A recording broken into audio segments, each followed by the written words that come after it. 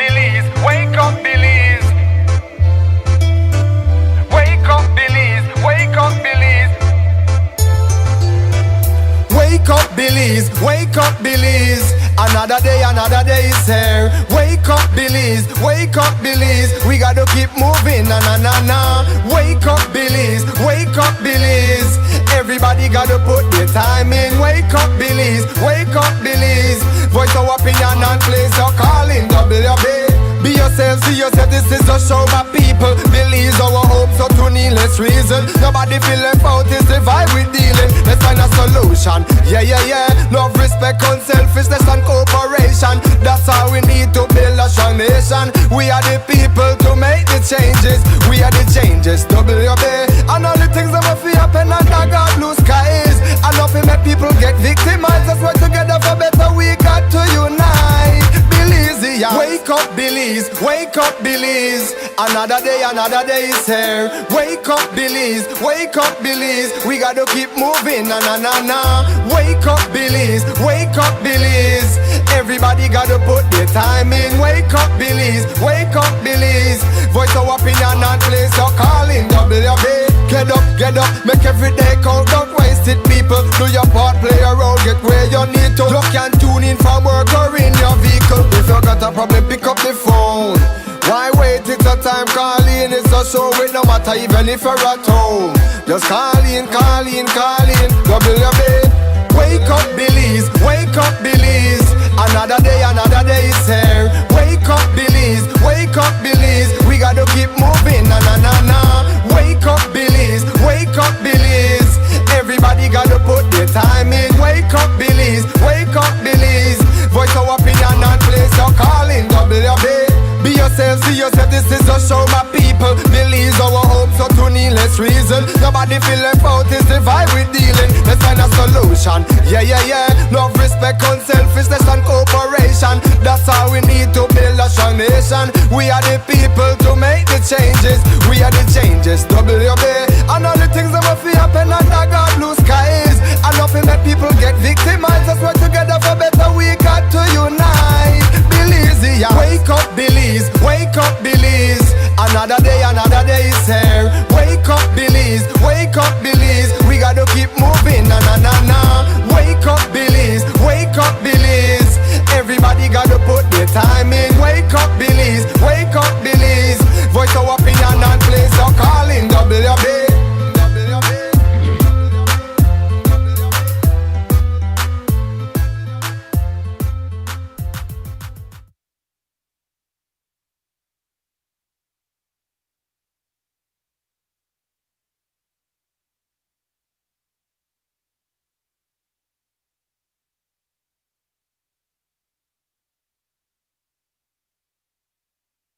A pleasant good morning going out to you. Microphone check.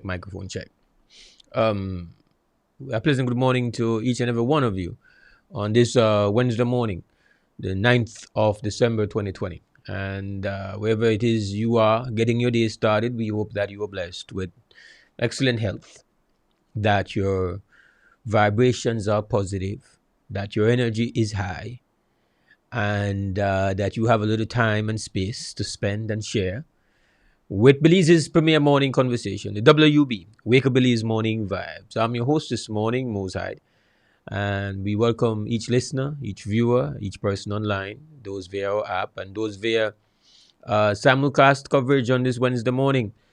It's great having you on board, great having you here, and as always, we've got the big conversation planned and set for you. Before we get there, of course, we serve up what we call around here the preliminaries. And preliminaries includes a quick update on what the news looks like. And we've got that for you, a morning news update. And that, of course, is prepped by Krem's News Center. And we also have the latest available weather info for you. So we've got your general weather forecast that is accessed from the National Meteorological Service. So we got all that lined up for you. I do have to, before we go forward here, say that I've been shaking a little bit before the start of the show because I just found out that our neighbor um, Mr. Lloyd Flowers has passed on and transitioned, and and has gone to rest. Um, and that is a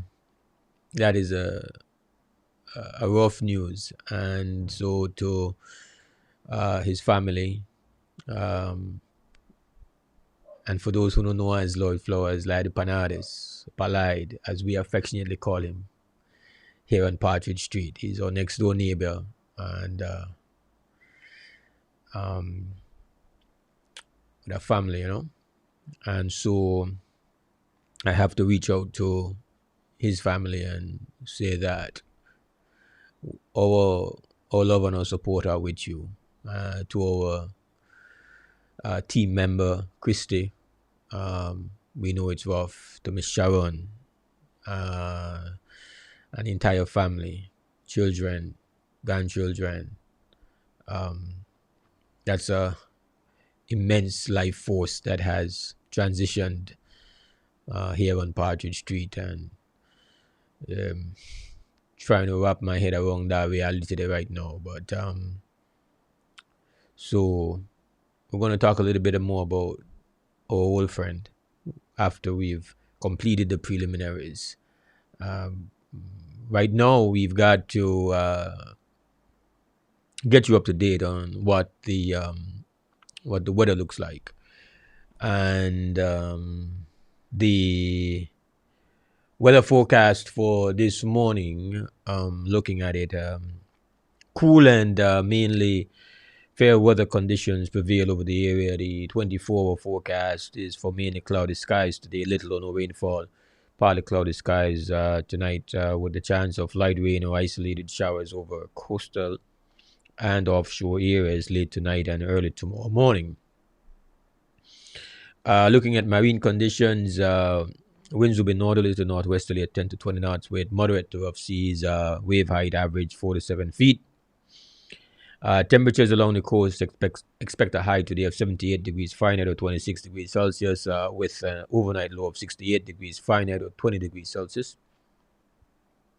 Inland a high of 78 degrees Fahrenheit or 26 degrees Celsius with an overnight low of 62 degrees Fahrenheit or 17 degrees Celsius. Small craft caution is in effect for locally rough seas. A flood warning remains in effect for communities downstream along the Belize River.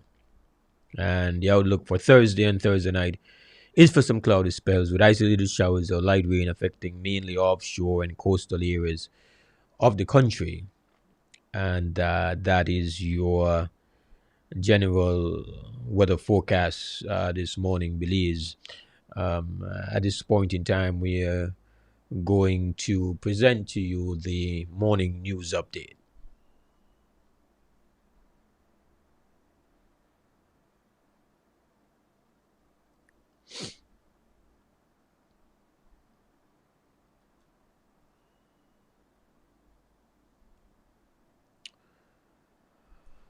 Guatemala yesterday submitted its memorial on the territorial, insular, and maritime claim to the International Court of Justice. The filing was to include the facts relevant to the claim and submissions as well as the statement of law. It is 4,813 pages long. It includes one volume of 500 pages, 462 annexes, 8 maps, and 24 figures. In a Foreign Affairs press statement, Guatemala states the people of Guatemala can rest assured that in the memorial, all rights inherited from Spain at the moment of independence in 1821 are claimed. Here is Guatemalan Minister of Foreign Affairs, Pedro Borlo Villa. I'm sorry, we have a problem with that, but let me just quickly say that they did present their legal team, and that team includes Alain Pellet, described as a prestigious French jurist who Guatemala says has been following the case some 20 years. Rodman Bond, the ex-president of the International Law Commission of the United Nations, who has 35 plus years of litigation experience in public international law and was recognized in 2013 as the best arbitration lawyer of France. Alina Miron, a French-Romanian professor of international law and expert in maritime law. British Sir Michael Wood, considered one of the most distinguished international attorneys who has represented many states before the ICJ and the International Tribunal for the Law of the Sea, and Argentine Marcelo Cohen, professor of international law at the Graduate Institute of International Development Studies of Geneva. Guatemala reports that this team of international attorneys is joined by their advisors and a select group of Guatemalan professionals, including attorneys, historians, archivists, translators, diplomats, and paleographists, archaeologists who study prehistoric people and their culture. As we previously reported, Belize now has a year and a half, or until June 8th, 2022, to submit its counter memorial. Thereafter, Guatemala will have 6 months to submit its reply, followed by another 6 months within which Belize must submit its rejoinder. There may be additional pleadings. Thereafter come the oral proceedings. The process may take between 4 and 5 years to reach a stage of a decision from the ICJ. Of important note is that Guatemala, in its release, has referenced Section 53(2) of the Rules of the Court, which state that the court may, after ascertaining the views of the parties, decide that copies of the pleadings and documents annexed shall be made accessible to the public on or after the opening of the oral proceedings. Based on this, says Guatemala, it cannot disclose more information at this time. In commenting on Guatemala's submission of its memorial to the International Court of Justice, Belize's Ministry of Foreign Affairs states that Guatemala's memorial contains no surprises, no new claims that are different from those that have been made at different times in the past, which are well documented. The ministry points to the rules of the court to explain its inability to disclose to the public at this time the documentation filed by Guatemala.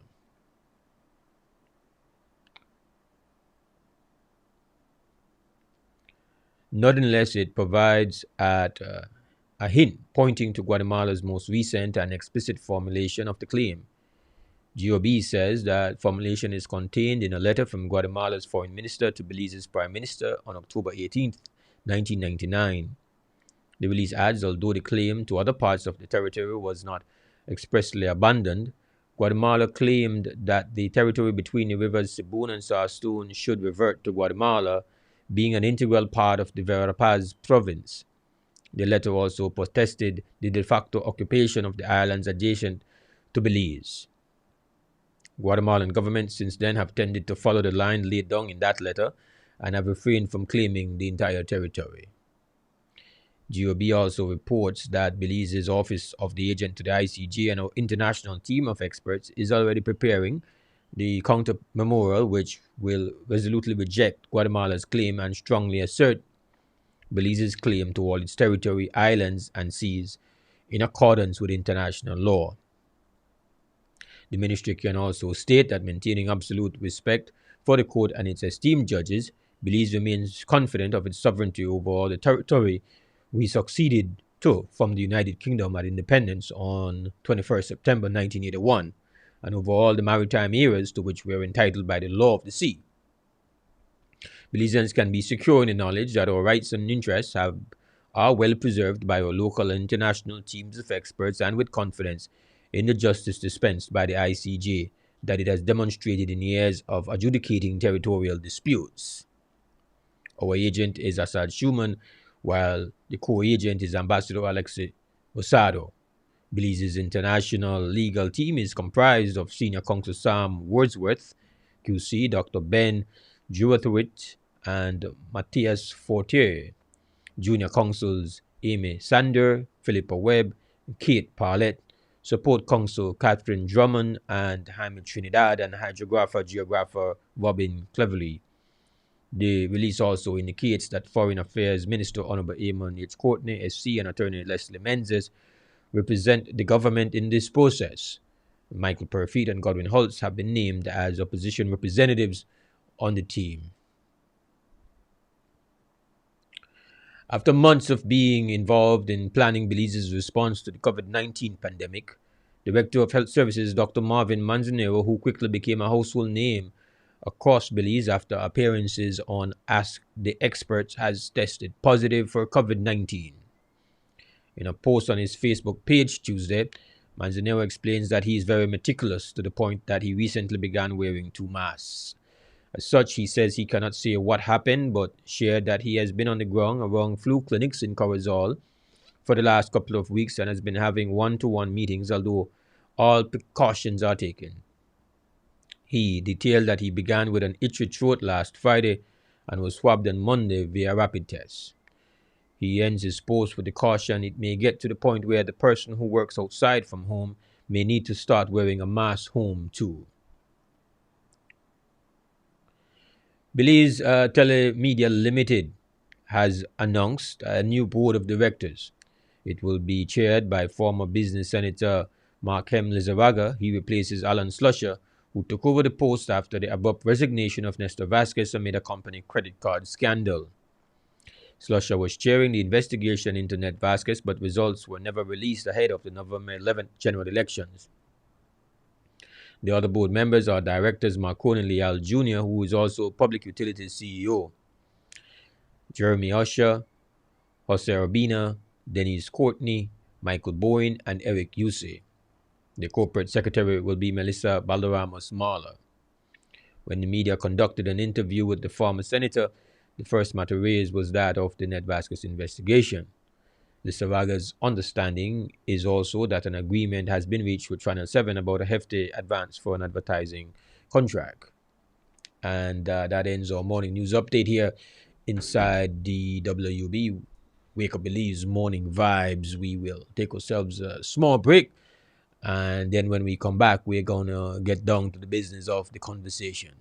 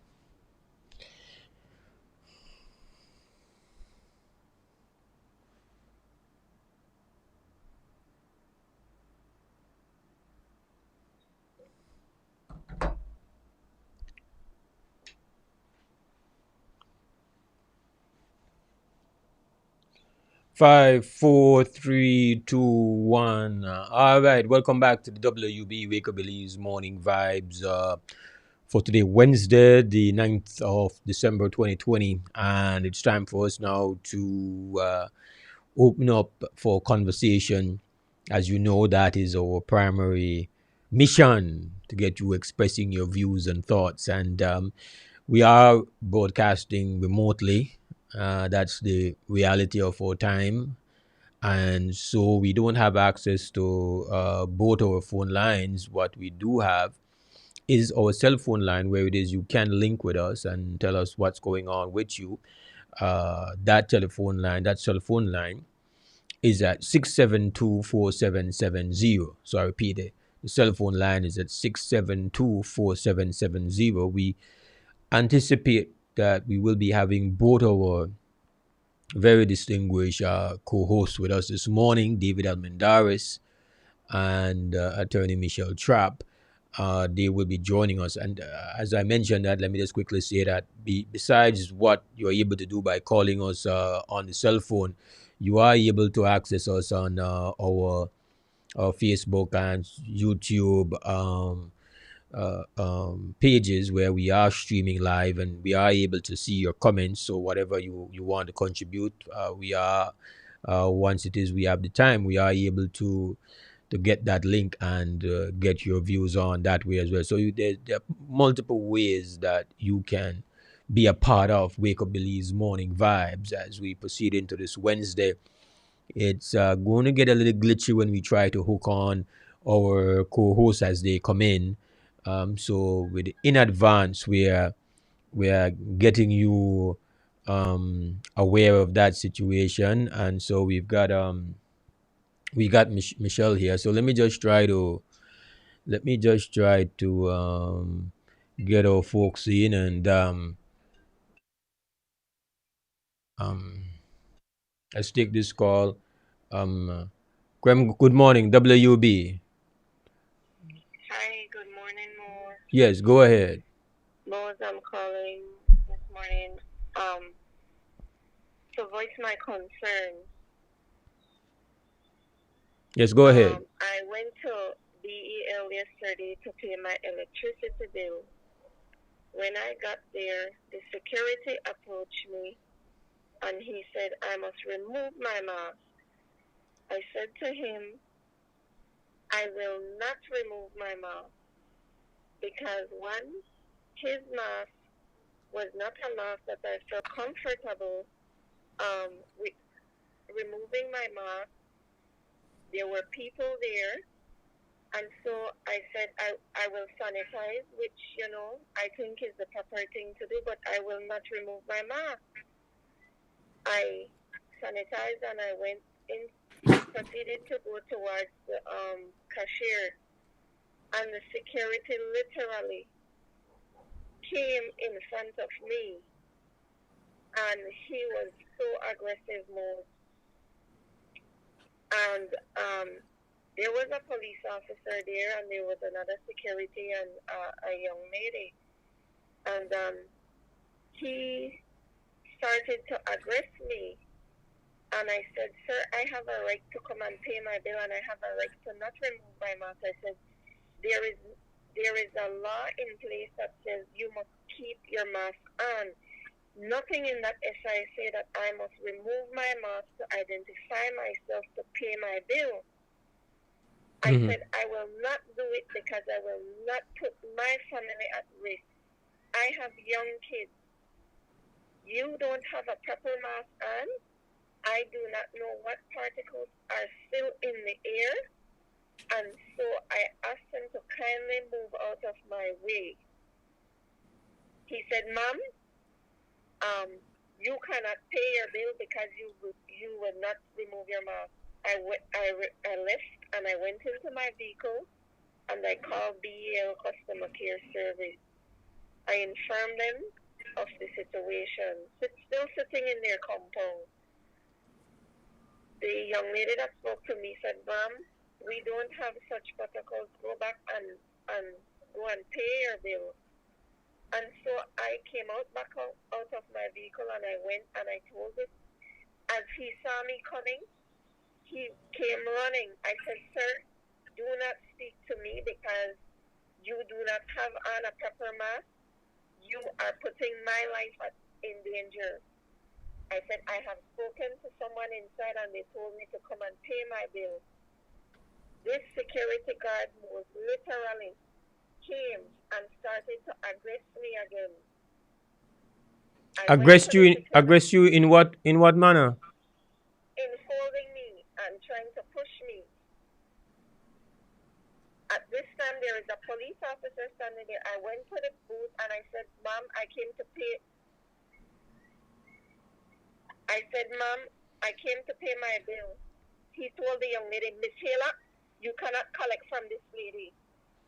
So the young lady in the security booth told me, Mom, wait, I'm coming back right now, in the little cashier booth. She said, I'm coming back right now. She went inside and the security went behind her. A lady came out. She never identified herself to me. And she said, Mom, those are the protocol. I said, Miss, I said, would you go there and take your mask off right now? She could not answer me. I said, I have a right to pay my bill. I will not put my family in jeopardy. She said, oh, well, there are other means to pay your bill. Go and pay online. I said, I do not have online access. This is the most convenient place for me to pay my bill. I will not go and put myself in risk in an AC place or go farther than where I live. I don't live too far from BL headquarters. I said, why are you guys making it difficult for me to pay my bill? I have a right to not take my mask off. I said, do I look like someone that wants to come here and rob BL? You guys need to learn to use your discretion.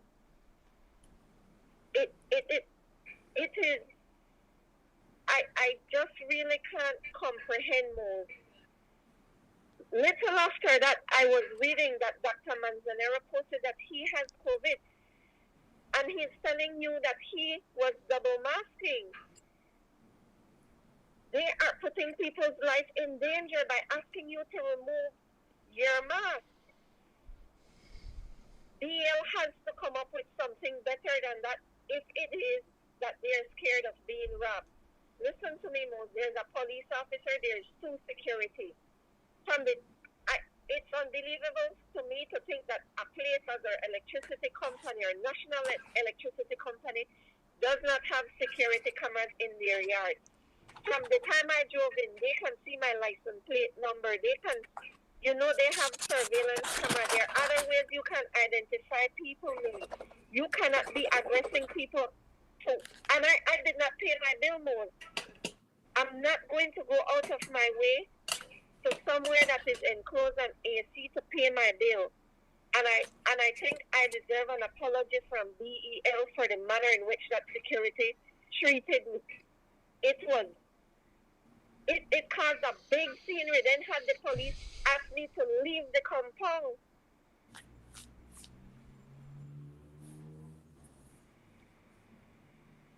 Hello? Yes, Moses. I think there is a delay in the communication, but I just can't understand why it is that people have to remove their masks at BL.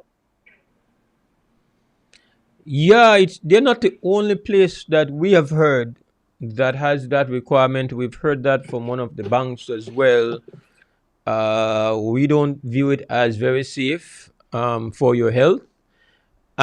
We understand why they do it. We understand why they're asking that, but that's just at the end of the day, I have to agree with your position that you have to put your health above everything. And even if the company's position is a very firm one, there is no need for them to, or anybody on their behalf, to act in a discourteous manner to you. There's no need for that. I think that is what, it's one thing to have a policy that we disagree about.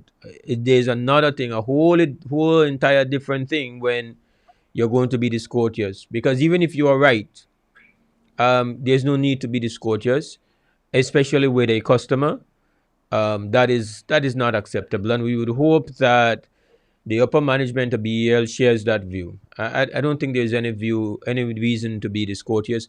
I don't know if you have anything you would like to add, Michelle. Good morning as well. Welcome to the Hi, show. good morning. Yes, Most, go ahead. I agree with your position. Most, Hold on one that they have second, caller. Go ahead, Michelle. No, I'm just saying that it shouldn't be that the business establishments are in themselves what they're doing, breaking the laws. If the law say you must wear a mask and you have someone wearing the mask, then it's not their place to tell them, oh, you need to take off that mask. There has to be other means for them to be ensure that their establishment is not compromised in reference to maybe being robbed. But most it also shows that the lady said she doesn't have access to online so that she can go online and make payments, and perhaps those are some of the things that needs to be talked about, whereby BTL or Smart, they provide free internet in this pandemic to persons, so that someone in her shoes who doesn't want to really go out can sit home and make her payments. And it raises the other issues. Most people don't have direct accounts whereby they can make direct payments. So perhaps they could do something whereby a person can have access to it. I mean, most when you go to the airport, if you don't have that 30 US, you can't pay the 30 US in cash. There is a machine where you convert your cash into a card. So perhaps those are some of the things that we need in order for people to really and truly stay home, make their purchases, and pay their bills. All right, caller, you wanted to say something else?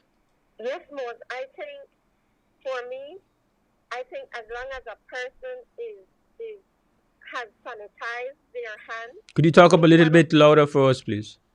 For me, I think as long as a person goes there and sanitizes their hands, I don't see the need for you to remove your mask. And BL has to use their discretion. They have to tell their securities that they should be on alert. And I'm not saying profile people, but you could look at me and know that I'm not here to steal and to come and rob this place. So they need to come up with something better, and they need to teach their security better PR. All right. And I'm going to find an attorney that will write BL a letter, because I think that they have put me in a position where I have to do that. Or I'm going to ask the Minister of Utility to speak to the management of BL, because this is ridiculous, Mose. It is past ridiculous. I'm trying to pay my light bill. If I don't pay, they're going to come and cut me out. All right. All right. Thank you for the call. Yeah. Again, good morning, Michelle, and welcome to the show. Hi, good morning. Obviously, we have a lot to talk about. I'd really have to just use the first couple of minutes, if you would allow me, or listeners and viewers and folks on Facebook.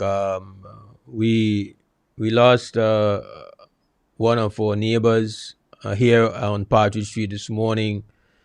More than a neighbor, they're right next door, and an old friend, a dear friend, Mr. Lloyd Panades, Lloyd Flowers Senior, the roughest, toughest hombre. I just really wanted to say that, Partridge Street ain't never going to be the same again.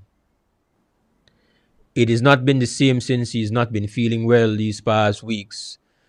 It's really not felt like the same with his, with his energy not being at full. And now we deal with the fact that he has now gone and transitioned.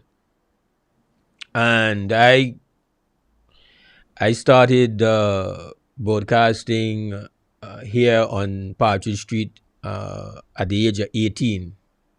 So that's how long my daily routine involves interacting with Mr. Flowers Panades as an older man.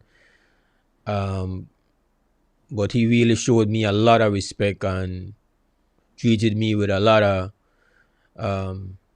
just attention and love, bedroom to bedroom, and that cantankerous fellow, loud mouthed fellow, and one man when no pull no punches. If he not happy with something, he not happy with something. If he there with it, he there with it. Very strong willed, and but once you get beyond that tough exterior, you find Mr. Panades, old boy as I call him, as I come on Partridge Street and I walk in the yard and he the outside, the first thing I want to shout that old boy, or if I in a mischievous mood, I want to say I want to say I want to talk about tell man you and your whole self. Where they do out here, like how the weather stand how and say where the your whole self the out here in this weather. We just had a good vibe. And I find that underneath of that tough exterior that man was very honest.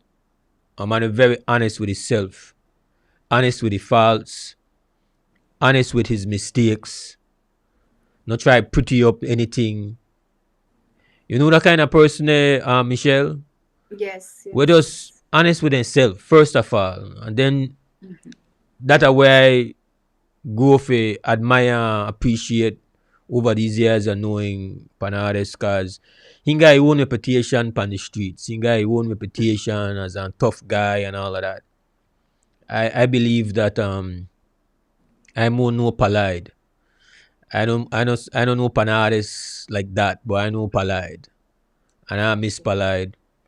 And I just want the family to know that I had nothing but respect and love for the old boy and rate him, and I will miss him, and it's a sad morning for me to know that I now see the man pine veranda again, even though I've not been seeing him a lot lately. To Miss Sharon, I know you miss that old son of a gun. I know that. You miss that old son of a gun, Miss Sharon. All the way. Where I miss him. That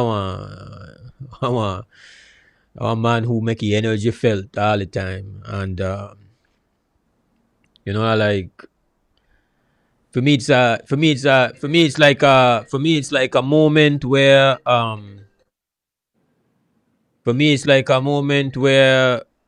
it's like you feel like one era has gone here on Partridge Street. That it's more than just a person passing. It's almost like, well, people on top about I guess Partridge Street one there, but I always remember the brother who used to live on a house next door to the zinc.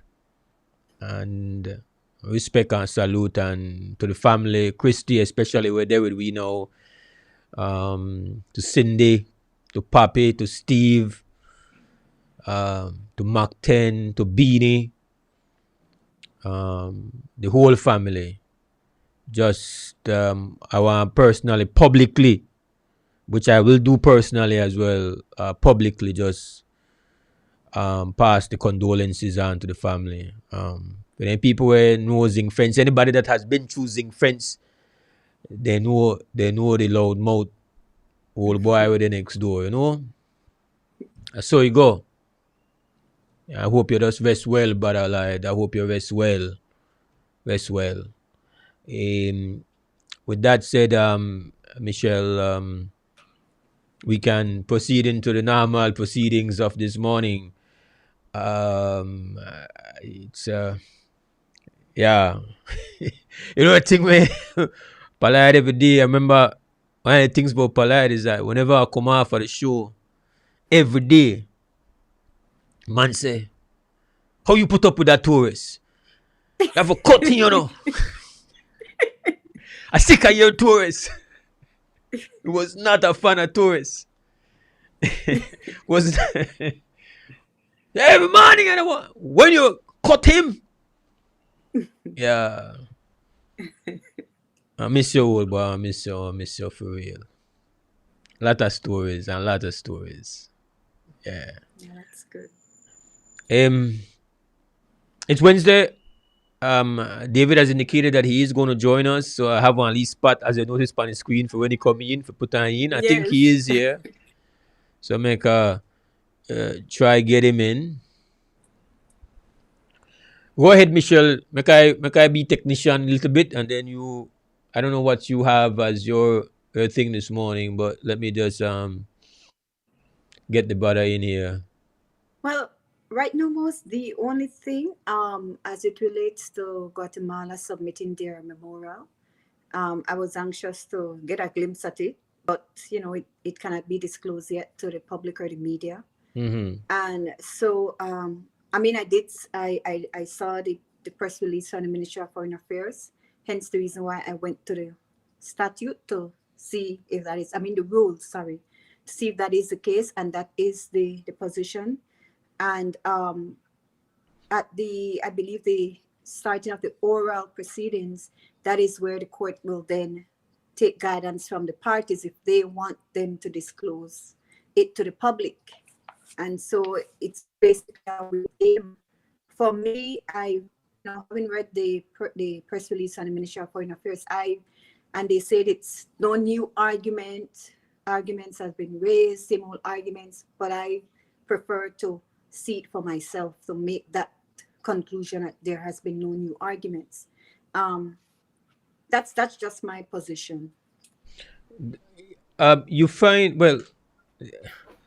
I guess they would they. How would that have? How would they have done that? How would they have been able to? Morning, David. Can we hear you, Morning, sir? everybody. Morning, Mr. Michelle. Morning, crew. Morning, Belize. Yeah. How would they have been able to scan through and know? Like, I don't know. Come on, Mose. Come on. You see the amount of pages? And Well- remember, some arguments might not be on the face of it. Mm. You would A have to 4,000 read page, huh? in between to find. So I would like to see that myself, to come to that conclusion that there has been no new arguments. But I guess to keep people 4,000 calm, pages? 4,000 pages long. I said to keep 4,000 people pages calm, long. you will, that's something you would say to your people. No new arguments. No need to be riled up. But the fact that we're there is Correct. an issue. And most, what Are you hearing David, Michelle? Are you hearing David? I'm not hearing him clearly though. Can you hear me? Yes, Sound I'm check, hearing sound you now. check. Yes. All right. Just making sure of that. All right. Yes, I am. So you, an attorney's perspective is that you would want to. I guess the first thing they want to do is to make sure that they don't allow the critics to really well. It's one thing is for sure is that we were told that from various leaders that the Guatemalans were just going through the motion. We were told that by the former foreign minister. We were told that by the former prime minister. We were told that by people leading people out of the opposition party, then opposition. The position was, nah, Bacha, we talked to the man behind half of the record, and they just got through the motion. Well, it must be said that the Guatemalans have given a new definition to going through the motion. Right. They have really set they've set a really high standard for And going the through. best of the best. The best for France, the They've- best for England, Boy. the best in a Privy Council. And I don't know what we do. We got 9. I know. I just know that. Listen, it could be that. I don't like. I don't. My years in sports, Michelle and David. One of the things where you always fight against that overconfidence. Because the amount of time overconfident people get. I love when somebody underestimate. I love that. That gives you the great opportunity. Like we would always find something about the opponent that we can scare our players about. Boy, because we believe that's how you approach a thing. Obviously, everybody doesn't share that kind of view of things. Obviously, some people become very, what they call it, ironclad. So if you have an ironclad case, you don't necessarily have to employ an all-star team. I guess if you are a long shot, then you need to find the best that you can find. But the big point for me is that I have not read any page, and I agree with you, Michelle, that you would have to. We don't know. Obviously, that's a whole lot of pages. If they are going through the motion, boy, that's a whole lot of money to do that. I mean, if I was a Guatemalan citizen, I would be like, why would you spend so much money on all of this? Like, we just, I want us to do this for the face, just to save face. We're gonna spend millions and millions and millions of dollars to save face. It doesn't make sense to me. But what it I is think with the for, Facebook account, what it is for sure, what is has happened for sure is that, as Miss Corey pointed out yesterday morning, it now begins. Our gamble started yesterday. The gamble on our territorial sovereignty and the only place on planet Earth that most of us can call home. Sure, other people, you have some people who have dual citizenship, some people have triple citizenship, but for the most of us, we have single citizenship, and that is here. So that means that we only have one place on Earth that we can call home, and a gamble based on the fact that we have been told that there is no way for us to lose. So that gamble begins. The opening salvo of that gamble commenced yesterday, and whether or not we are bulletproof, that is left to be seen. But we know that our adversary is not shooting blanks, and they're not shooting into the air. We know that they're shooting at us, meaning that they are going for our home. And so we know that this is real. It's real. This is no longer something on a paper and all that jazz. This is now the real deal. Our home now is hangs in the balance, because literally that's what it is. We have suspended sovereignty.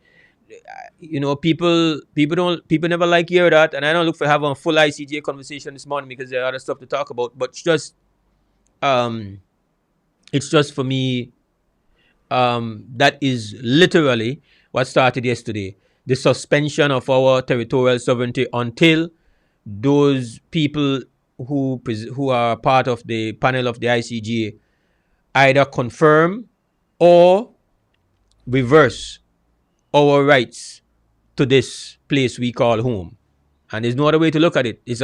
We have taken the biggest gamble of our lives. I agree. I agree. And then I think if Not you tell me I listen to along the with not tell me I along with two. We shuffle the deck here upon the WB. We did not. you know, hear I me?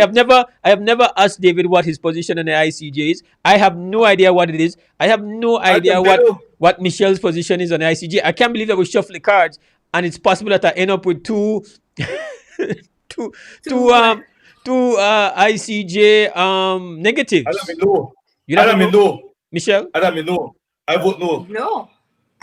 Wow. And 100% I've always no. been no. I don't gamble for something where I don't own those. I never see the sense in it. I don't gamble something where I don't own. When I don't own something, we don't got no more conversation about that.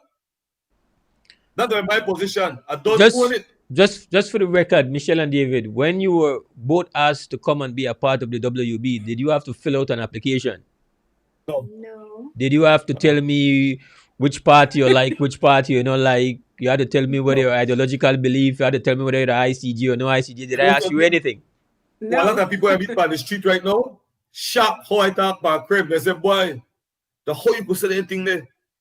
How the boss not put you in a check yet? You can't talk about this government, so.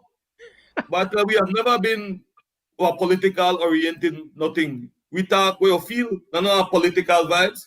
If something wrong in a UDP, go wrong in a PUP, wrong in a NDP. Yeah. I actually met an sister yesterday, And the sister said to me, I don't see you up on your talk show. You stop talk. I said, what? Say yes. I said, no. I said, do me show this morning and tomorrow morning I want to do it. Say, I know you hear you. I said, who mean you hear me? You know they do a talk show since election. I said, what? I said, since election. Say, yes. He said, I said, when last you watch? He said, since election. I said, I said, I said, but Can I why? explain it? So I said, but why? He said, because I don't know that you want to stop be critical. I said, I want to stop be critical. He said, yeah, you want to stop be critical because of your party they in. I said, I want to talk. I said, I want to talk about you the morning. And so I hope you listen. I said, because if I don't know if you really listen to the show, you're gonna find out that we not change for nothing, and your presumption or whatever it is you to feel to you is that we got one duty and responsibility for live up to the role that people expect and demand of us, that the ultimately this whole process, the whole process of being able to speak truthfully, that one contributing ingredient to building one better society.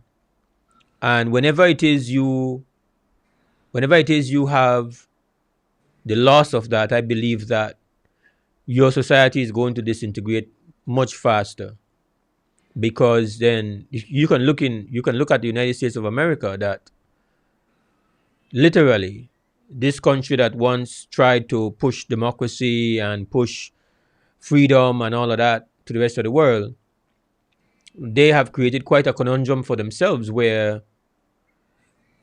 people will continue to say a thing even if it's a lie. Even if it's a lie.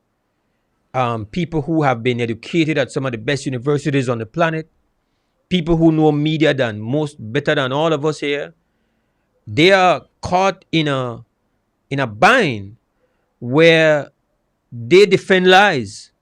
And they defend lies because it is a part of their political ideological allegiance, that they will let the truth die. If we come here and do that simply because we have bluish sentiments or pinkish sentiments, then we worse than the problem. We worse than the problem. You're worse than the problem. I think the people who enable, who stand by lies, who fake things, um who sugarcoat things, who hide things, I believe the enablers are worse than the initiators. That's my view, right? So that is just my position, and our responsibility and our duty here is paramount. And that is why nobody on this show that come on this show has been asked, well, where you think about that, or where you think about that. We have never processed you through that. We look at how you have been. In the case of David, I'm more familiar with David. David used to call the show. Michelle never called the show. I never heard Michelle call my show yet. But David, I used to. WB? In the early 2000s, yes. Okay. I had my own issue when my nephew was killed. Who's your nephew? I would call in on, because then I was advocate. I'm Jason Cyril Avila. This was from 2002. I was advocating for cameras on the streets. That was before you were an attorney. That was before you were an attorney. That's before I was an attorney, and that's the reason I became an attorney. Wow. Because to my mind, the way they did the investigation and the fact that he told the officers who killed him, I thought that was sufficient for the matter to go to court. So I didn't want to listen to people. I said, you know what? I'm going to find out for myself. Hence the reason I went to law school. I went to law school basically just to come back, prosecute his case, and go back to being a hairdresser. But what happened? This time. You are a hairdresser, Michelle? Yes, I'm a hairdresser. I had a hair salon for 7 years. Wow. I closed it when I went to law school, and then I came back with the idea of going to work at DPP's office, prosecute his case, then bring that to a close to my family, and then go back to my salon. But Wow. That was Wow. called serious, that like movie type story. Just tell me that. I see the thing in a Wow. movie. Michelle, That's not a movie for me. Michelle, I knew nothing about that. Me neither. I knew That's a nothing. determination. I mean, that's a Nothing will. about that. What I do know is that I don't find a lot of attorneys who run towards a Right. battle against the British billionaire Mr. Ashcroft and his legion of doom. You know, he has his whole legion of lawyers Local from and foreign. That's a local and foreign. local and foreign. So it's one of the hardest things. And so when somebody, as you did, say, "I there," I like, I don't need to check your resume. you don't take crazy amount of boxes right away. You're brave. You know, you're not motivated by the money. Because if you're motivated by the money, you're on the wrong side, sister. And bravery and real. And the so, story today, top it off. but what is ironic about that is that you went to law school to essentially be a prosecutor, yes, but you have made your reputation as somebody as who defense. now ensures that the people who are defending against charges are not unfairly dealt with. That's Yes. Because when I came back, my first application to work anywhere was at the DPP's office, and they were slow to respond. And by that time, the then Solicitor General, Ms. Cruzen, she contacted me, and I applied.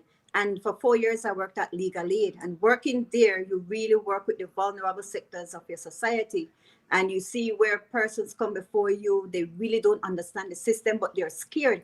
In particular, the mothers and the grandmothers, they would come and my son got charged with so and so, and they're just helpless. And so you find yourself, you're to fight a case, but most times I'm fighting a case for that person, that family, to give that person a second chance, which is one of the reasons why when we were at Legal Aid, when we do murder cases, we would want to know the age. If it's a young person, we present that person. Basically, if they are acquitted, you give them a second chance at life. And you always take on a case and let them understand, you know what? You need to change your life. You need to do things, but you need to go to school. But the reality for some of those guys is that, miss, when I come out here back, the same situation remains. So, but it's ironic most that went in to work at DPP and came out working on the defense. No, can I ask, did you continue the mission that fulfill the case and cite to its fluidity? Well, I'm not at the DPP's office. No, And, you're gonna law school for a specific case for your nephew. Did you come back and address that? Michelle, is it possible for you to take up your mic? Because I can't take up the volume any further here. So is it possible for you to take up your mic volume, please? Or bring it closer to you? Because I have the mic volume at maximum, and that's causing David to really be thundering over everybody else. You hearing me now? It's better now? It's a bit better, yeah, I hope. Perfect. I got a big mouth naturally, so No, David. When I was in law school the first year, someone was charged, but I haven't followed it to know what happened with the case. But in studying law, you realize it's not the individuals. Justice is not from the individuals, it's the system. So that's the reason why I focus on the system, because my family can't get the justice if the system is what it is. So then that's when you make that realization, and so do you realize there's something bigger to fight rather than this personal issue. One more question before we go to the time check. You don't do hair anymore, though? I do hair, but not for payment. I do my daughter hair, so she has her own in-house hairstylist. When I was at Legal Aid, I opened my salon back. However, when I have a murder case, I really can't work. So I decided to just close it back down. I still have all my equipments though. I have my chair. So, you know, I do my own and my daughter's. So if this, so if this, so if this, so if this law career no work out, you could always just Go back to my You got salon. the best of both worlds. Yeah. You got the best of both worlds. It's 7:31. This time check is brought to you by Grace Kennedy Belize Limited.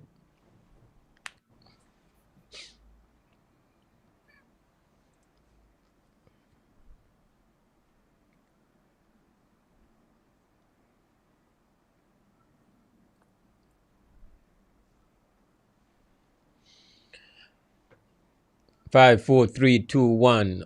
Welcome back to the WB Wake Up Belize Morning Vibes. It's been a while since we've had the full team here. Myself, Moose Hyde, along with David Amendaris, and we have with us attorney Michelle Trapp, live and direct from Partridge Street. Well, I am still on Partridge Street, but I'm not in the studio. So I am across where I'm streaming, and then you guys are separate places. So we are brought together only by technology. This this crew has never been in a broadcast studio at the same time. I've never met Michelle in life. I mean, in real life. In a real life, you've never met Michelle. Uh-uh. Imagine that.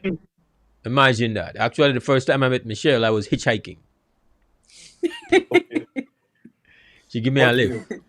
But Okay. yeah, the thing I want to touch on, we have to firstly, and we're going to get into that more. The fact that today I think is World Anti-Corruption Day.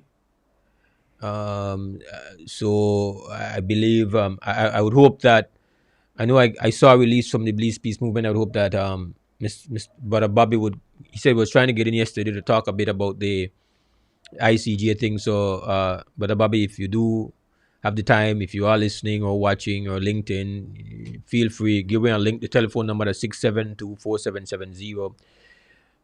Before I look at any other things, I think we have to send out our best wishes to Dr. Marvin Manzanero,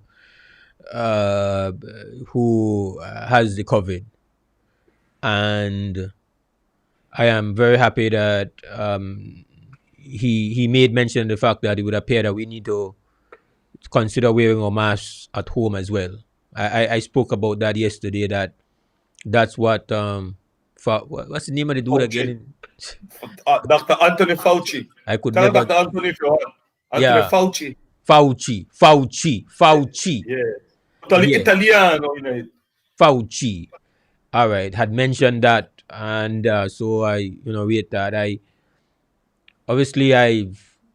have never spoken to Dr. Manzanero before. I think Brother Nuri has spoken to him. David, you've spoken. I've never interviewed him throughout this whole thing, and I have had mornings when I'm very critical of Dr. Manzanero. I disagree with certain things because I don't believe in sacred cows. I'm not a sacred cow, and to me nobody's a sacred cow.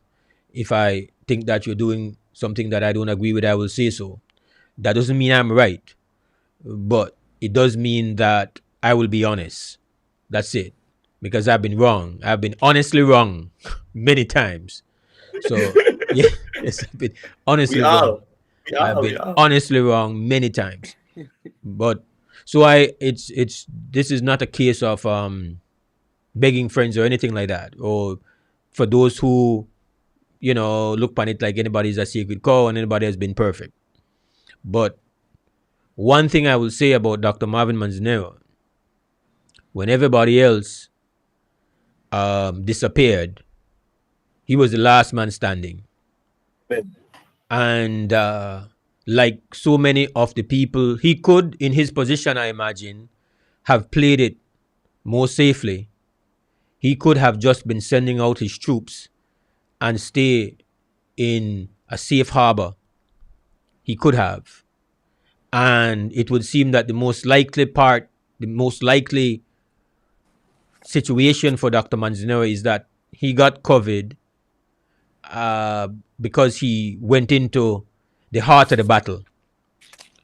And when the captain of the ship goes into the heart of the battle like that, you respect that. So he's not just sending people into harm's way. So many people on his watch, on his command, are out there on the front line. And when your people are risking themselves, it says something that you risk yourself as well. It's not likely, and we hope definitely not, that he doesn't have a severe case of COVID. And it's very likely he's going to recover in a very short period of time, and that's what we pray for and hope for. 100. But that doesn't take away the fact that to do his job, he put himself on the front line and put himself at risk for a pathogen that has demonstrated that it can and does kill. And when you get it, you're playing Russian roulette with a bad fellow. That's what you're doing. When you get it, whenever you get COVID, yes, just like anybody playing Russian roulette that spins a barrel to the head, the chances are likely that you're not going to have a bullet come in the chamber. That is the highest possibility. But there is always that possibility that you are not lucky. And so that is what you're playing when you play with COVID. You're playing roulette with it, and you don't know how it's going to turn.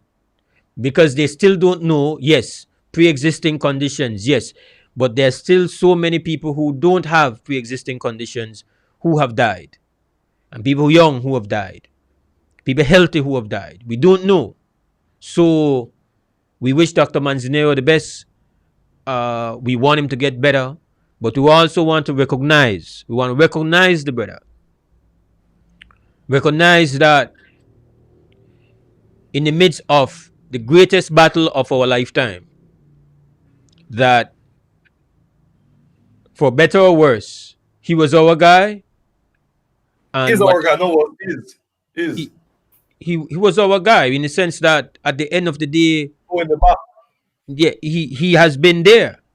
So, not that we are not going through the worst of it now, but I believe that in the early days, April and May and June,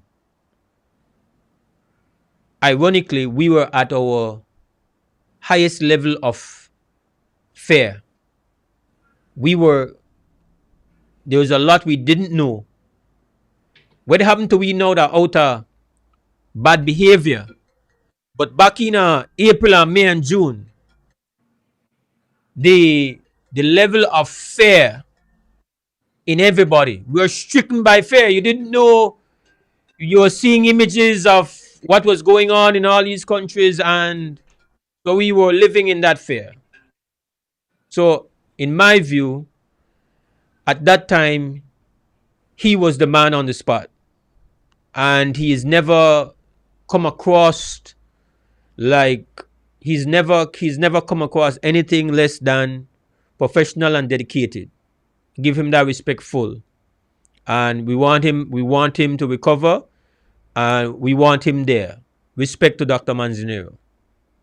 We have a call. Krem, good morning. Good morning, folks. This is Sandra Coy. Good morning, Ms. I would like to go back to the matter of the ICJ. I know you said you don't want a protracted discussion on it. Yes, go ahead. Michelle, first of all, your life story makes you a lady after my own heart. Wonderful, sweetheart. The rule, have you read Rule 51 and 52, Section 1 and Section 2? Have you read both sections?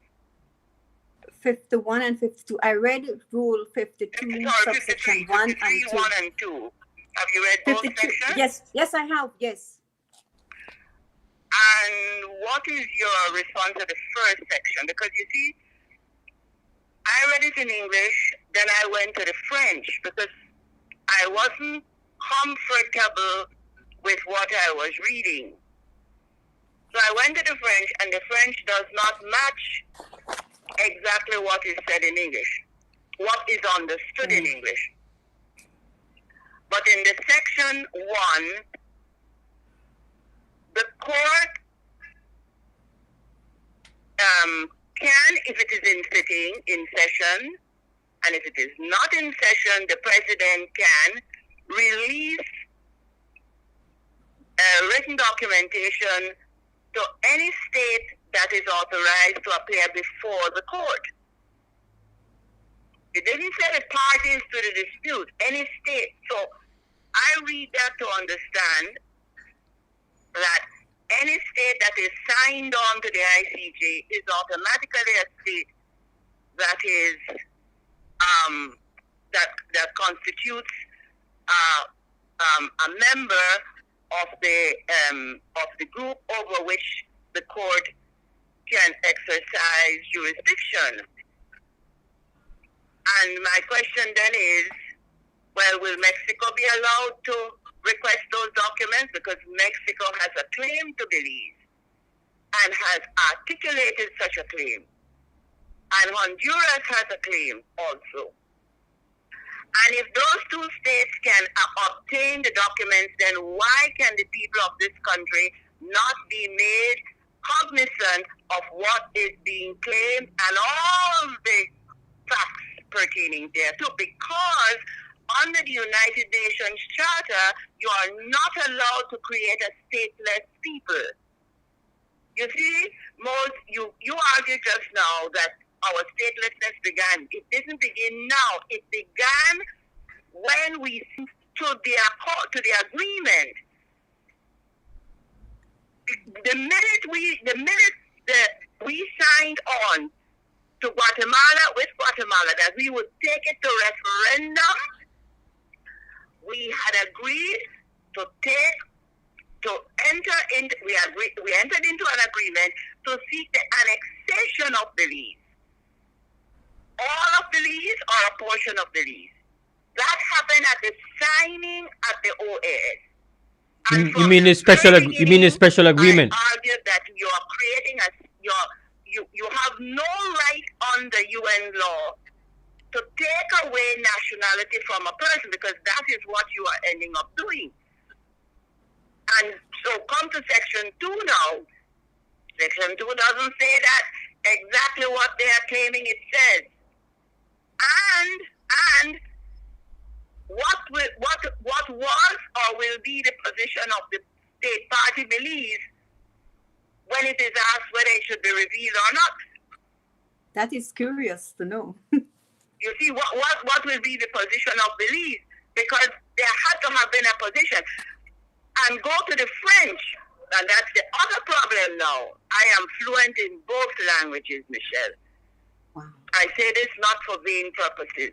I work in those languages. I teach French. I teach French up to and postdoctoral level. I edit documents in French up to that level. So I have to be competent in the language. And I am saying that there is a discrepancy between Article 53,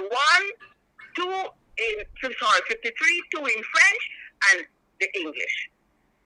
Similarly, as I kept saying, that the agreement, the special agreement that we signed in English and Spanish were not equal in every single word and phrase. I said that then, I said it all along, and I say it now. I did not vote.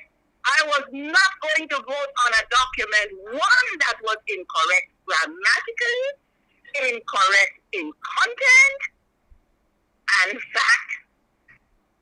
And that's what we went to referendum on an agreement. And I am asking now, I asked yesterday and I repeat, in what language is Guatemala submitting all her documentation? Because her legal team is primarily French-speaking and Spanish-speaking in their first language, their maternal language. Well, they may operate in English also. And by the way, all of them are exceptional legal minds. All of them. I'm familiar with all of them. So here we are now with one side have a whole English-speaking set, the other one is French-speaking. The languages of the court are French and English, and you may submit all your material in Spanish or in any language. But if you submit it in another language, you must translate it certified. Here is where my headache begins. And for all along I've been saying this because when they translated that agreement, the translation is wrong. When you read the Spanish and the English, that was translated from Spanish to English and not from English to Spanish. And I am prepared to have them cut my head off on that. That's how much I am committed to that. You study the Spanish, you study the English, the formulation of the English is not English. It is the formulation of a Spanish speaker. That's the agreement. That's the agreement that my government signed on to. But that is now a part of the history. My question is, under UN law, you are not allowed to create a stateless people. You are not allowed to create a people without a nationality. And what we are heading to court on is the creation of a stateless people and a people without a nationality. The government of this country has to come real, has to become honest. They are claiming from the south bank of the Siboon up to the Sarstool, all the keys except St. George's Key. Because you see, yesterday, in one of the international media, they made reference to the point at which the contention begins for Guatemala. For Guatemala, they gave the point at which the contention begins. So that is the claim. And our people need to understand exactly what is on the line. And I do not consider that we have been made to understand exactly what is on the chopping block. And the consequences of either side of the ruling. You cannot assume, and would be foolish to assume and stupid to assume that you are going to get a ruling in your favor. Another time we played a portion of an interview with two persons at The Hague when the media went to The Hague. And the male speaker, the professor, makes a point. He says it is a balancing act. And he gave one example of the balancing that the court must do. The claim started in 1935, in the 1930s, but it has endured from the 1930s until 2020. It has endured for 85 years, approximately. And they must balance that now. One of the things they must balance is that time. The fact that but the court that gentleman didn't seem to have known that Guatemala had protests long before that. Long before the signing of the Anglo-Mexican Treaty. You see? So don't you consider, Michelle, that our government we, the people of this country, cannot be treated as the public. In section 53(2), it states, made accessible to the public. We are not the public. We are we are the party. The citizens of this country and their government are the party to the dispute. So we are not the general public. And what is more, we, the citizens of this country, should the ruling be in the negative, will become a stateless people from the Siboon to the Sarstool. And decisions have to be made from now. Our people must understand from now what can happen should the ruling go against Belize. Don't tell me the ruling will go in Belize's favor. Please, don't tell me that. So that's my question, Charles. On the UN law, we have nobody can be made stateless and without a nationality.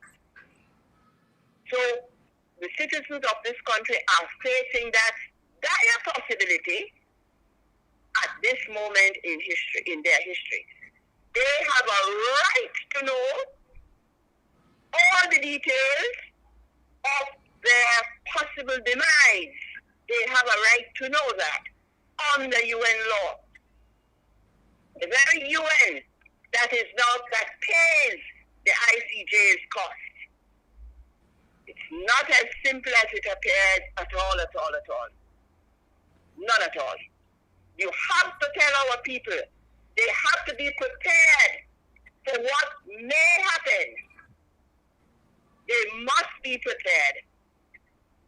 It's not only you owe them that, you owe them that under international law. No British, no French, no Spaniard has any right, none whatsoever, to create another Palestinian set of people. Is that where we are heading? That's where we are heading. Bye-bye. All right, thank you very much, Ms. Covey.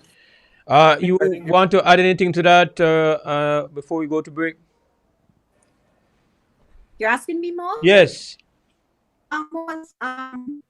I know it has been done before, whereby countries gone before the ICJ, and based on the ruling, what would happen is it's not that you become stateless, you just become a citizen of that new country. So basically we become Guatemalans.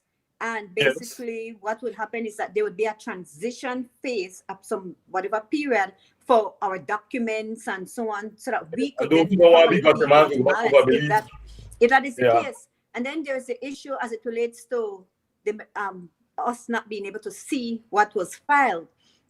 It is the rules of the court. However, when it comes to other countries that may be affected by the decision, those countries could then intervene in the hearing because they're interested parties, like she said, Mexico, and we also have, I believe, I think it's Honduras. Those countries might look at the claim and see what is being argued and say, oh yeah, we could be affected by it. So they might want to become an interested party in the matter. All right, Ms. Corey, you're back. Hello? I'm not hearing you. Hello, Ms. Corey? Yes, Let's go ahead. Yes, you have to listen to me in the phone, Ms. Corey.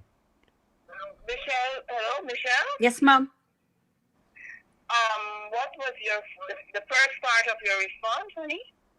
My response is that we won't be stateless, we will just become Guatemalans. What was the first part of your response? That we one second, Michelle. One second, Michelle. Is the ruling. Sorry. Do not become stateless, right? Yes, ma'am. Well, why don't you study what has happened on the Bakassi Peninsula in Nigeria?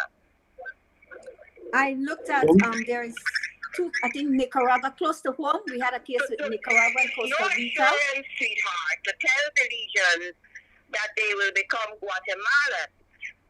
Yes. Because remember, in Guatemala, the black population of Guatemala itself is not acknowledged. Okay. During the period when we are leading up to the ICJ, one Guatemalan bore witness in the international media that he had to go to Australia to find out that there were black people living in Guatemala. So I don't find that an acceptable explanation, sweetheart. To tell the legions, well, all that is going to happen to you is that you will now become Guatemalan, and we will make your documents transitional. Oh no, you're asking to change a person's entire psychology. Because the psychology that goes along with being a Belizean is not what goes along with being a Guatemalan, not the food, not the laws. You're asking them want to change an entire legal system. It's not me, Miss Coy. It would be based on the law. They grouping. will be shifting from the common law, British common law, to the Napoleonic civil law. That is what is up in the air, Miss Coy. Telling people all that's going to happen to you is that you're going to change your nationality. They will have to make a choice. When they make a choice, they will then, let us say they choose to remain with Belize. Belize will have become a contracted state then, stretching from Rio Hondo up to the north bank of the Cebu, extending to the shoreline, right there at the barracks, and up to St. George's Key. Because that is what we are left with under their claims. Under their claims. So I can't see how anybody, least of all an intelligent person, who cannot see the magnitude and the horror of that. Miss Coy, we're talking in isolation. The waters between our shoreline and next key opposite that shoreline that will belong to Guatemala will have to be divided in two. The median line, we will own half of the water on one side and they will own the water on the other side. For us to exit to the sea, we will have to exit through their waters. Those won't be up, because remember, from the shoreline to the outer edge of the barrier reef is an inland sea. That's not an external sea. That's an inland sea which we are proposing to divide. But the Guatemalans never considered that under their claim that we should even have occupied the seas, because they say we occupy the seas de facto, the islands, the keys de facto. So I am sorry, sweetheart, and listeners and Mose and David, you can't tell me that when we are divided, should we lose, that all that will happen is you will get Guatemalan citizenship, and then you can choose which one you want. And you're going to pack everybody who presently live from Belize, the Congo to the South, you're going to pack all of us now from the Rio Hondo to the north bank of the Cebu. That is what would end up in everybody south of the south It doesn't work like that. of Guatemala. I don't see. What you say? It doesn't work like that. People get to I keep don't- the land. I don't see- Just nationality. I don't That's the way see. it has worked. I don't It see. worked for Ethiopia like that. I don't see how. I don't see how it will be some seamless transition from one Not citizenship seamless. to the next. They I are don't hurt, know. they are painful. I don't know They may not how. be as seamless. I don't know how land ownership rights under Belize is going to be seamlessly transferred to land ownership rights under Guatemala. Exactly. If you own a land in Placencia, what do you think will happen to you if Guatemala secures Exactly, Mo. It ownership? has not been seamless. Mose, this has happened before. And This Yes. what we talk about has happened a lot of time before. And the people keep their land and they keep their nationality. They don't lose. If they choose not to be Guatemalan, then they have to go. But as long as you choose to stay, you keep your land and you You- keep your spot. It has you- happened numerous times. That's you- why I never want to go to no ICJ. Because then people not emotional about Belize, they call emotional about Belize. Only we emotional about Belize. The other people that have a business case, when they lose, they're not emotionally attached to it. But then we can take money and then send two money in our government right now and one in our thing, get together and say, make we sell them Balewa dream. And we jump on it. But Mose, I gotta go to break. We have to come. We have to come back. Importantly, I have to go to. We have to go to break. We have to come back. Thanks, Miss Corey. We go to break. We'll be back. Let me sleep on great miss. So not eat So up what that do you because we do? sleep on Facebook. We're there on Facebook Oh. and we're there on YouTube and yeah. But But you Mose, can bear in you mind- can but- you can mute your mic. I think so. You can mute your mic if you want me to mute the mic. Yeah. Yeah. But they could talk, you can continue to But talk we and can, people but will we sue you. can, yeah, we okay. We talk in front of our YouTube, Facebook people. They get brought up. Extra. Oh, but most I will need to find the case because I did research and there was a case whereby the court made a decision, but it all depends on the decision. It all depends on what they're claiming and what the court says in its decision and how things ought to be.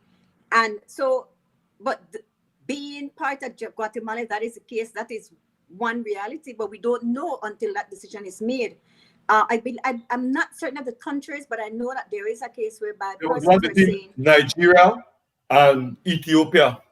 no, I did a And then paper this was on I the saw this on Al Jazeera News. And they went to the I did a paper and I focused on in my region.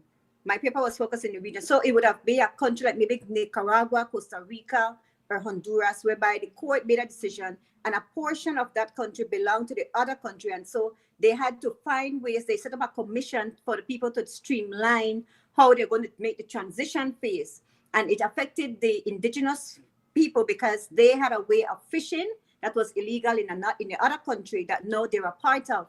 And so it was talking about how a lot of things were, a lot of issues, people having a lot of issues, and the transition wasn't happening as smoothly as they thought it would have happened. I saw it also in Ethiopia, where Ethiopia, I think it was Ethiopia and Nigeria had a land dispute, and they went to the court, I the think court sided in Nigeria's favor, and they showed like half of the population left the area and a half stayed.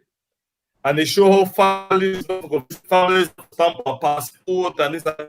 It's still not transition smoothly, and it's still because it's never changed. I mean, that's why I never see no sense in that spot there. I don't mean I fight for something I don't own. Well, I think that when you say that, I am sure that the option where you describe will be available to Belizeans, but I feel like it's not exactly it's like you're arguing one thing and Miss Corey is arguing a different thing, something else on the same matter, because saying that Belizeans who presently live in those areas are going to become stateless, if you go an option that is undesirable, so becoming a Guatemala and knowing what that means to you, that your rights that are now a part of your consciousness under one state, essentially, especially as a person of color, you are immediately sent down. You are delegated to the bottom. So what is being put to you is not desirable. And then the next option to that is for you now to leave physically where it is you own your home and you have your farm or you have your rights, and try to get yourself now north of the Sibun, which is now the border, and you will essentially now have to, where do you go and live? Where do you put the 150,000 people? I just using that rough figure. It could be more who live south of the Sibun. You can't. They essentially they become inevitably in almost one refugee situation. So the options for them are both undesirable, and to some extent you do become stateless, because the very state that you're going to run to, you are going there now dispossessed. You're not going to have property. You're not going to have any legacy there. You don't have your business anymore.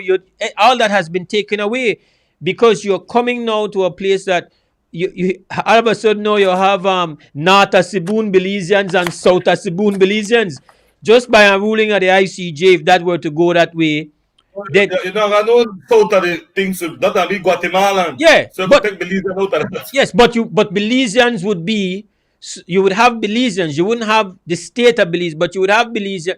If you want to be a Belizean, then brother, Have to come back over the next you side. will have to be on the north side of the Saboon. But when you come on the north side of the Saboon, you start from scratch. And if you start from scratch, we probably state one fine with the Limited state. resource, and half your resources gone, half your land gone. Yes, you. So I don't know why we contribute to that. I think what I you're don't know why. I Why think they what gonna take the money and leave the hype? I think And to tell you the truth, they take the money. Say when they do it for election, if that time a bias thing, when they bribe people and do all kind of monkey business for get them to vote, for say yes. I know no because they come to me and they fool.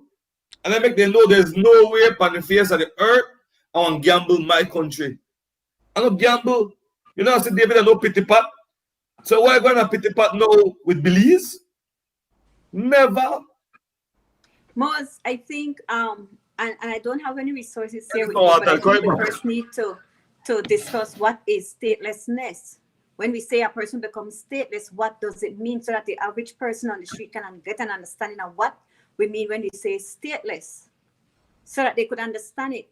But I can look at it and explain, so that people could understand when we're talking and we use the word stateless or statelessness, they get an understanding. Okay, this is what they mean from it.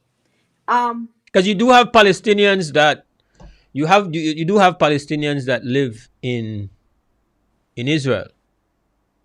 You do have Palestinians do live there. Okay. You do have a Palestinian population in Israel, because Israel essentially fell out of the sky on top of Palestine.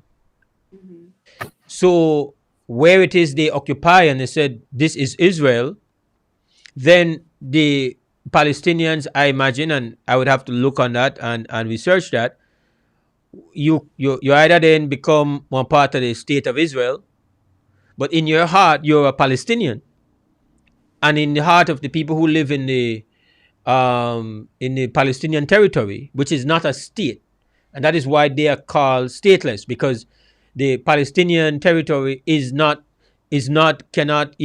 does not have nationhood. It doesn't have it. Now there are people who live there who had a nation and cling to that and say we are Palestinians, and you have people who live in Israel as well, who formerly Palestine, who now technically are citizens of Israel, but they consider themselves to be Palestinians as well. But most, the important thing you said when you make reference to it's a balancing act, and so really and truly that is what it's going to be, a balancing act. The best in the scenario for both countries, depending on the court's judgment. But remember, we haven't seen the arguments, what they're asking, what they're arguing for. So the discussion we're having is in isolation of that. I think you could have a proper discussion if you have an opportunity to see what they submitted, what they're claiming, so that we know, okay, no surprises, and this is no surprises, nothing new. Well, I need to make a decision for myself, because what might surprise me maybe never surprise them. Yeah. Nothing new, no surprises. What it says? I quoted it in the thing. Nothing new surprises. The same arguments from the 1999 letter to the then Prime Minister and the whole lot. But for me, when I said no to the ICJ, it was because I believe we elect our government for them to resolve these kind of issues, and it's not for our country to then go before a court. Because when you go before a court, you're gambling. Then you don't know. So that is my. Thank you. That is my my position. You never know going to court. You hope for the best. And most, another thing, when you get a disclosure, you might read that disclosure and see, okay, strong case on paper. But when the arguments start to flow and you hear the witness, you might sit there and be like, oh, That's not what you have here. And then you start to see where the case started weakens. But on the paper, when you're reading, it's like, my God, this, it's strong until the trial begins. Then really and truly, that's where the matter is tested. So I don't know. But Right. my saying that you just become Guatemalans we don't know what will be the ruling. We don't know what the court But I will think say.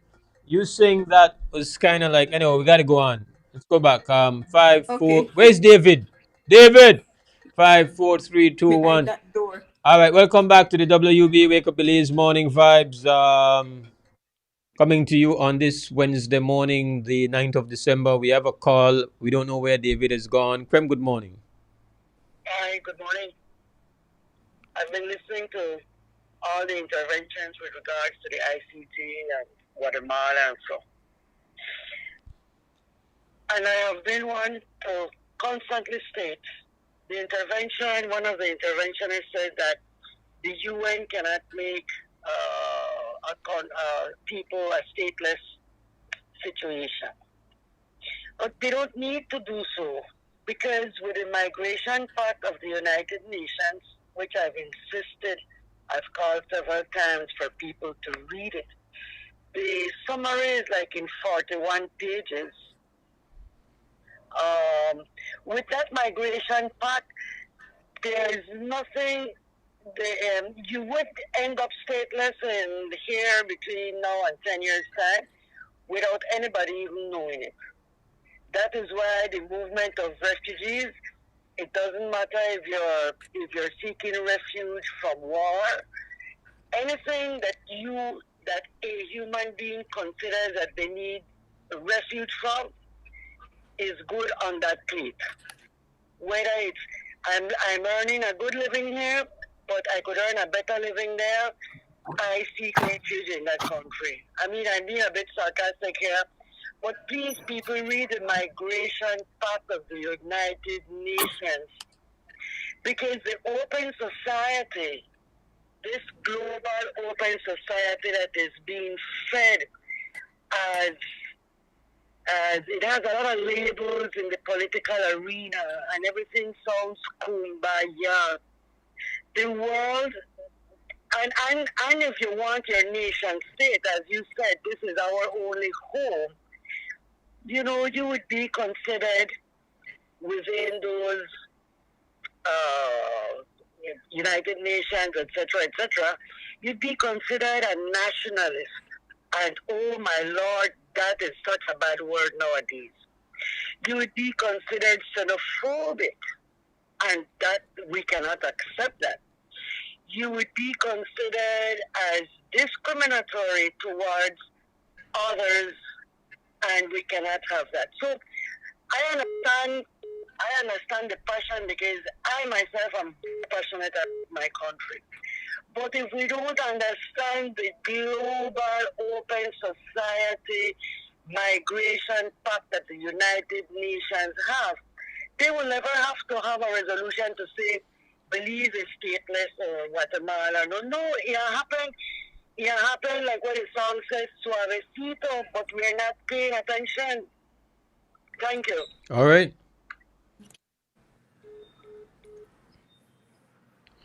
Yeah.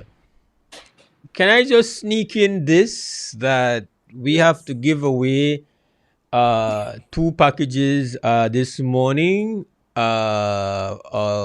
turkey and ham, What? before the morning is out. Just mention that we have a very passionate conversation going on, and somehow I will have to figure out how to carve out a little space to do that before we're out of show this morning. No, courtesy of BEL. Miss Corey is trying to get us. You can call us back, Miss Corey. I was saying, when we were off the broadcast, at least the television and the radio, but we were on Facebook and YouTube still, that let us make sense out of nonsense here. Guatemala is not trying to find new citizens. I think to me that answers everything to me. Guatemala is not trying to find new citizens. That's why it's making the claim it's not because it wants the people of Toledo and Placencia and Hopkins and Pomona. That's not what it wants. It wants the wealth and the territory. I think we have to really just look at that, because that is the fact as I see it. Good morning again, Miss Corey. Hello, Mo. Yes, go ahead, Miss Corey. What was the point that you just made? I missed it because of maneuvering the phone and the radio. What was the point you just made? That Guatemala is not claiming South of the Sabine because it wants new citizens. It's not coveting Belizeans of the South. It's coveting the property, the land, and the wealth. Exactly.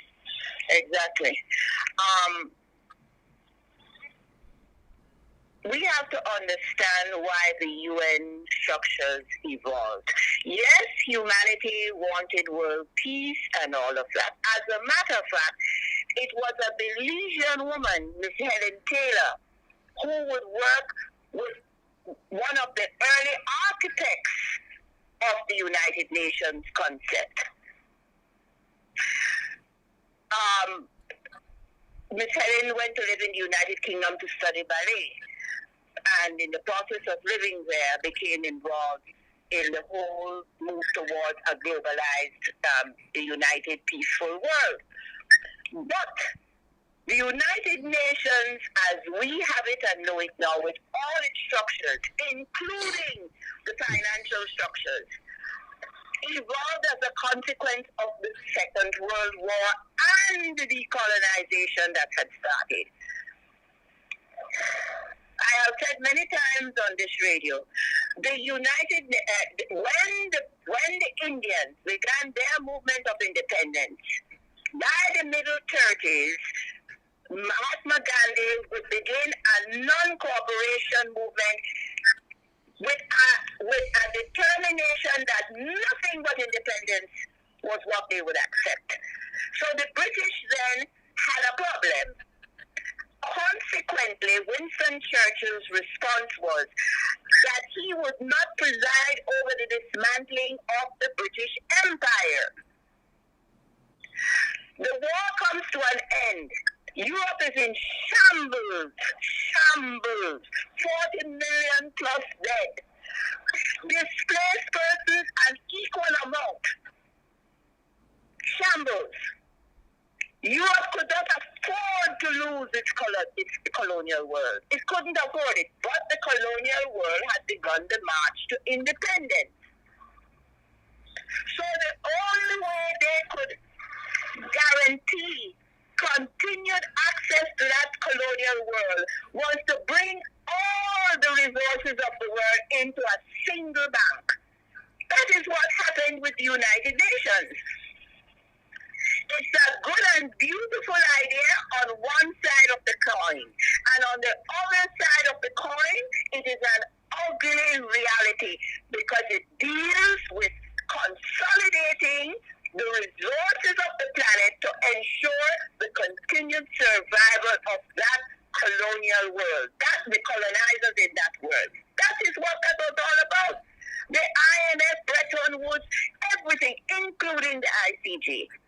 Look at the mess that the ICJ has produced on the Bakassi Peninsula in Nigeria. As we speak, the English population that then came under rule in Cameroon, which was French, is now fighting for the creation of a separate state. They were once under Nigeria. They then passed to rule under Cameroon. They have suffered. So now they have decided, you know what? We want it to come to an end. We want our own country. So please, the ICJ, the first case, we are going to court on a principle that has never been applied between the colonies of two different colonial masters. The principle of utile possidis is applied to ex-colonies of the same colonial master. And the first time that it would be applied was between Burkina Faso and Mali in the 1980s. But the concept has been long in the Latin world, in the world that came under Napoleonic jurisdiction as a consequence of the Napoleonic Wars. When Napoleon consolidated the legal system, all of Latin America and France share the same legal tradition now, and share the same general international concepts between and amongst themselves. Hence the euthyphosiditis concept. But we are now going to go to court to argue that, when that has been argued only between colonies of the same colonial, ex-colonies of the same colonial master. These are the craziness that are happening with us. It is a very serious situation, but my position is a simple one. You tell us that we will go and win, but only a fool believes his own lies. You do not know that you will win. You are hoping. That's the critical word, that you will win. The chances are that the other side can win also. So since it's a 50-50 situation, at its best, it's a 50-50 situation. Don't you consider, Mose, that the people of this country now have a right to know the consequences of either decision of the court? You mean you're having access to what it is the Guatemalans submitted yesterday? Well, before we get there, that the people of this country have a right to understand what will be the consequences should the court rule against or for the leave. That would be absolutely prudent, in my view, for that to be a discussion before you even get to the ruling, that you know, well, what is the contingency plan in the event of this so-called... Exactly, because you need a contingency plan anyway the ruling goes, right? Yeah. Now, before we go and even get to the ruling, we, the people of this country, are the party to the dispute. The people there, this Mr. Schumann and Mr. Roscado and the lawyer, well, not the foreign lawyer, and Mr. Courtney and Miss Mendes and Mr. Peresit and Mr. House, these people are only representing us, acting on our behalf. We have the final say. We are going to pay the bill. If anybody is fronting the money up for this, we will still have to pay the bill. So please tell me how we constitute the general public when we are the parties to the dispute. These people are only there because we have assigned them to be there. And please explain to me how come a third and a fourth party can actually have access to the same information that we, the citizens of this country, who are the party to the dispute, can't have access to. It makes no sense, man. So that's prior to the ruling, because the ruling is a whole other situation. A whole other situation. We are the party, Michelle. We are the party. We are the party to the dispute. How do you argue that we are not the party? Most, when I saw that press release and I see the article 53, I am asking Michelle, how do you argue that we are not the party? Most, I did look for cases for that issue to see what if there has ever been a country whereby when memorials file, the court allowed the agents to release it to the public. And I have not found any, but I continue to look, because when I saw the press release, I'm like, wait, we can't see this until the oral proceedings start. But so far, what I found on the site, Yeah. All right. I think Miss Corey is listening on the phone or on the radio. Miss Corey, you have anything to add? Hello.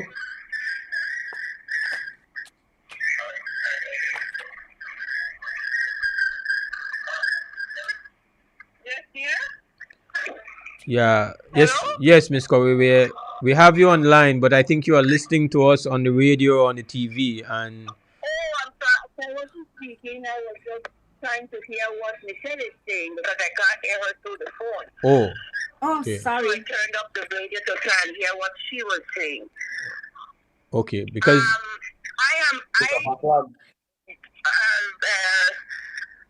The ICJ, I teach the ICJ. I teach it as a part of this international order. And so its cases, and not only that, because of the Belize matter, have had of long interest. In the case, for example, with Burkina Faso and Mali, because hostilities erupted, the court had to execute a provisional order. At no time was there a gag. In none of the cases I know of, there is a gag. Because what that constitutes is a gag. But the rule doesn't say that. What they are telling us the rule says, I don't read that into that rule. And by the way, I don't read the French and English as saying the same thing exactly either. So, but the issue is we are the party.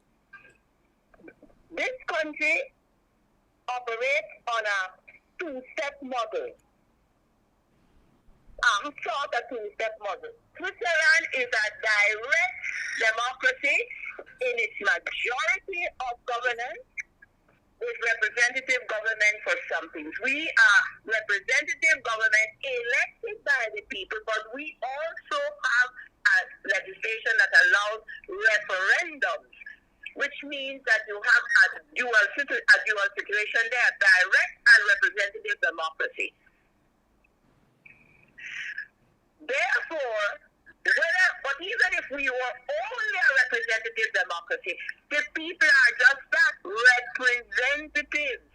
They are not the decision makers. The people constitute the decision makers. We will pay the bill. We will suffer the consequences of any decision that comes out of the court. True. We the people. We are the ones who will suffer the consequences. Go and ask what happened. Go and do a survey, all of you who support going to the court. Go and find out now as we speak.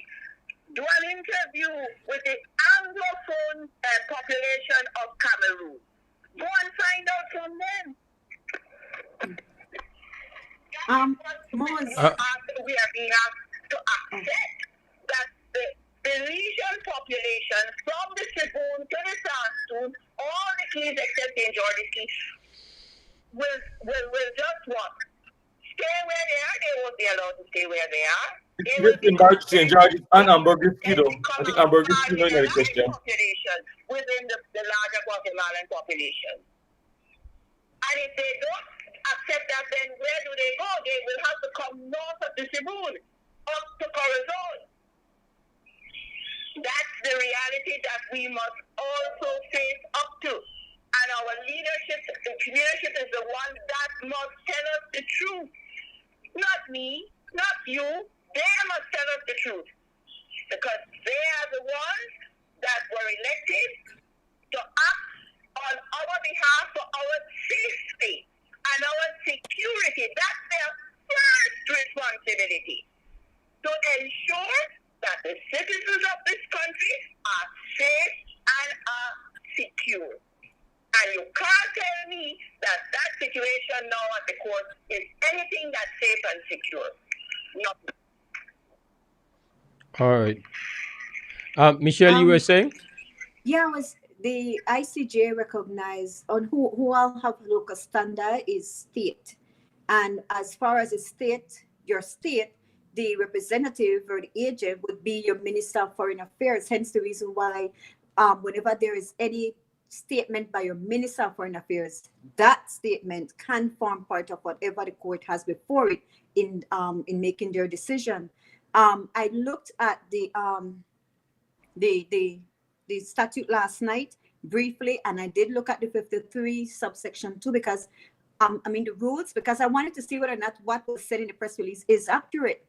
And I read it, and to my mind, it sounds as, and I even checked a commentary on it, and it's saying is that when the oral proceedings begin, that's when if the parties agree, that's when they will disclose it to the media and the public. But I do like Ms. Corey's point when it comes to who is the public. But because someone's talking? Go ahead. Yeah, but the thing is, like what she's saying, who is the public? Because 1 second. These persons are. Yes, go ahead, Michelle. I'm just talking to the person on the phone. So you finish your point. Sorry. Because it's state, then it's your Ministry of Foreign Affairs and whoever is our agent. And in the press release, it states who are agents. And then we have the lead from Mr. Courtney, the Honorable Mr. Courtney, and we have Leslie Mendes, who is the assistant, I believe. That's how it phrased it. So those are the parties, I believe, who would get the documents. And based on the rules, whether or not they disclose that has to do with if when the oral proceedings is about to start, if the court they agree to say, okay, disclose it to the public and the media. But for the purpose of who is the public, I guess it's all of us, unless we're a state.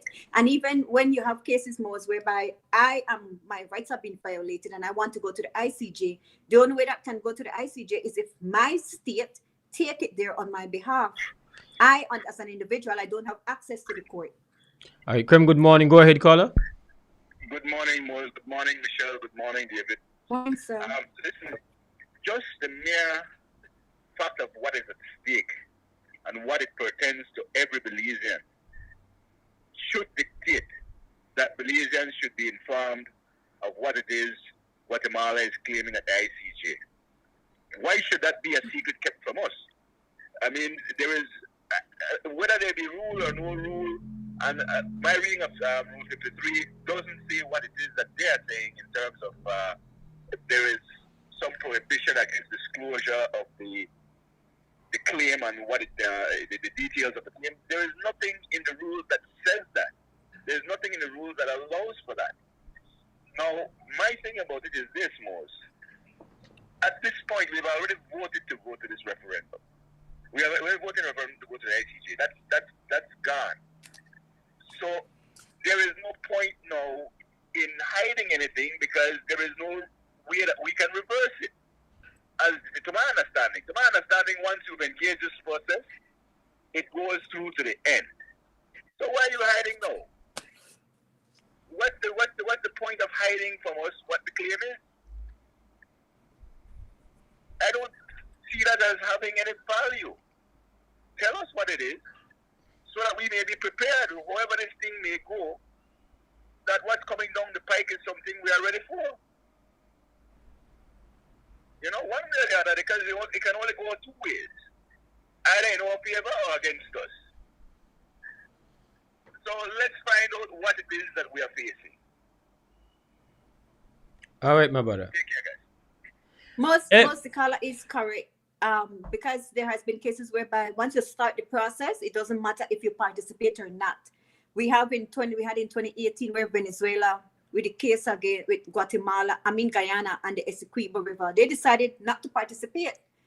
The court proceeded in their absence. However, what the court did, those cases, they would look at first the court will determine if it has jurisdiction, and once it satisfies itself that it has jurisdiction, it will make a determination on fact and law. And in order for it to get the evidence that it wouldn't have because Venezuela is not participating, then it would get their own independent expert opinion. They would look at publication from the country as it relates to the very issue before the court. They will look at statements from your foreign minister and so on for them to drill together an argument for that state that decided that they would not participate. And they have several countries that have not participated in the process. However, whether or not you participate, the decision from the court, you have an obligation to comply with that decision. under the rules that, the statute of the court as well as the UN Charter. So you still have the obligation to comply with its ruling. We got to go to break, and when we come back, we have some other things that we have to talk about. But ultimately, we could only want callers one show, so we'll have to try to get in the giveaways. Because Natalie tell me I have to do the giveaways, and Natalie, she run things. You feel me, David? So that they say, please have to give away this turkey and ham, and I'm there on my verge. I drop asleep, and I say, yeah. We're gonna do it. So before the morning is out, for them people with for them people with a Christmas enthusiasts, we got that coming up. We are listening to your burden. Listening to your need for have to go find that and go in our shop for that. So we gonna deal with that. And then also come with the instruction, not give a hard question. So the questions are not hard. We probably, if only two agree, give her one to somebody we call in and give her one to somebody on Facebook, YouTube or social media. Then What about social media? What we call him? Yeah, you work with that? Yeah. Good. Yes, yes, but for me, I would like the caller who had that issue with BEL because they did her a low. You want to choose the winner? No, you can't choose the winner. For her. When you vote for a winner, already know we have call you with that answer. Okay. We're going to break and come back. What happened? But you need to choose the winner, Michelle. I know. I'm doing the same thing I fight against. No fair try.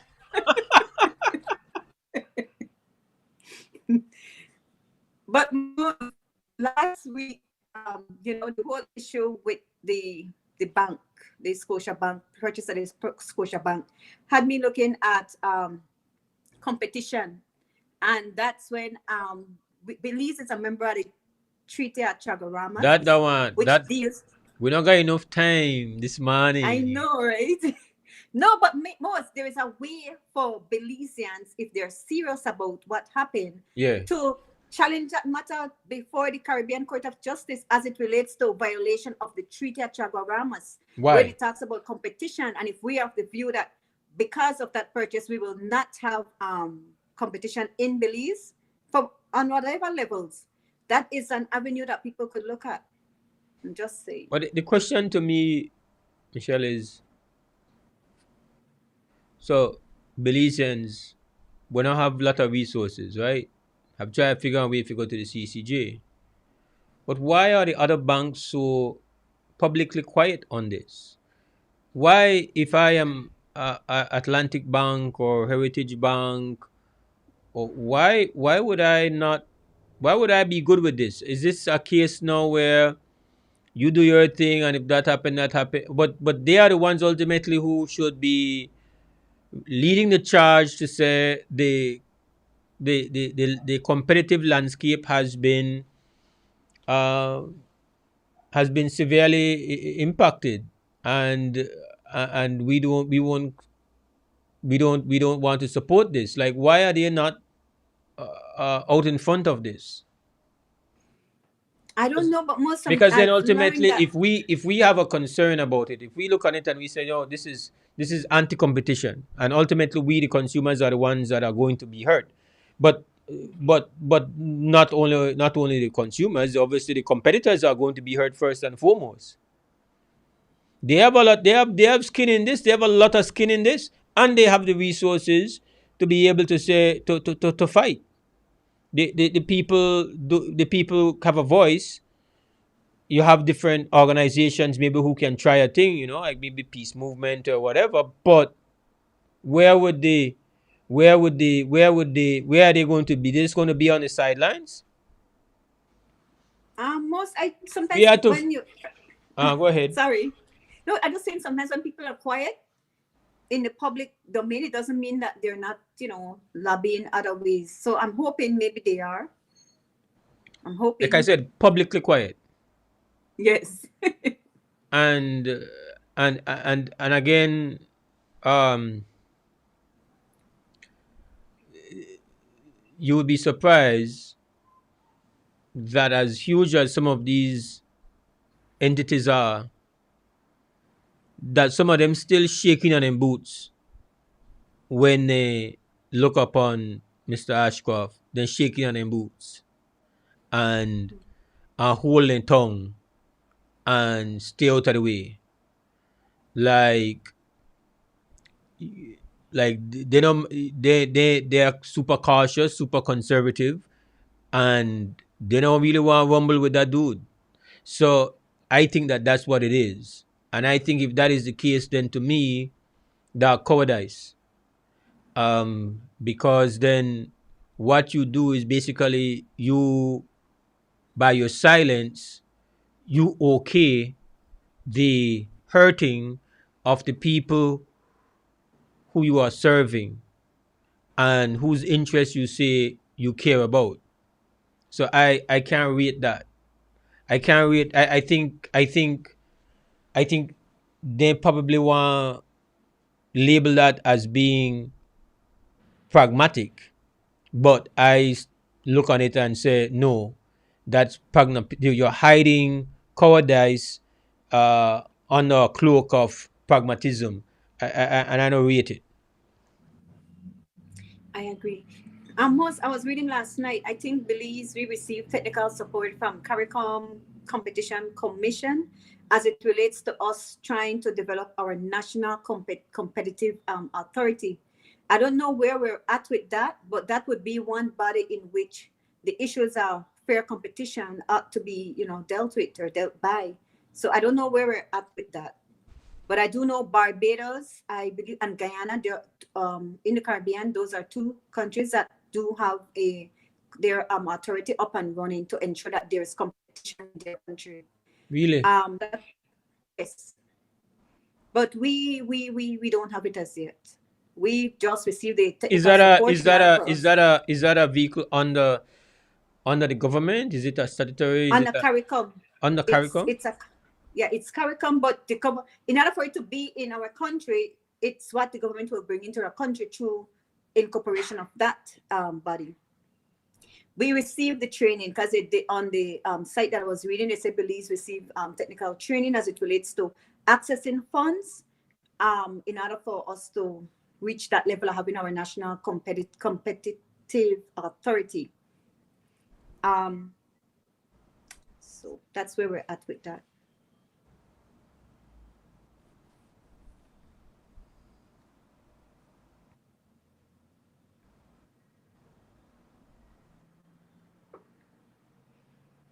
But being a member of CARICOM and being a party to the Treaty of Chaguaramas, we do have an obligation under that treaty in order to ensure that there is fair competition in Belize.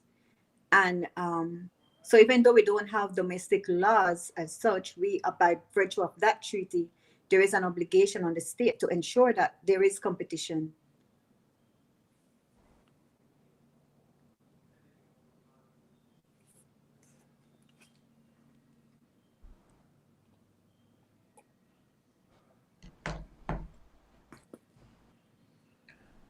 Where David, man disappear?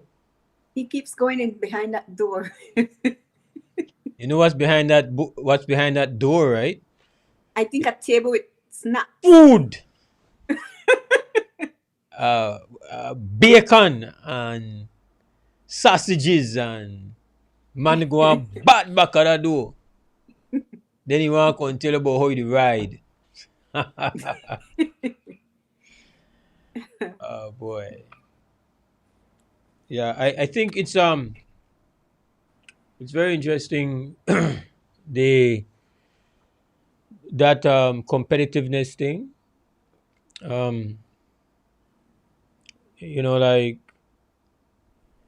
I think it was the anthropologist Dr. Gale who said of the Caribbean that we have the lowest rate of implementation of things as a region.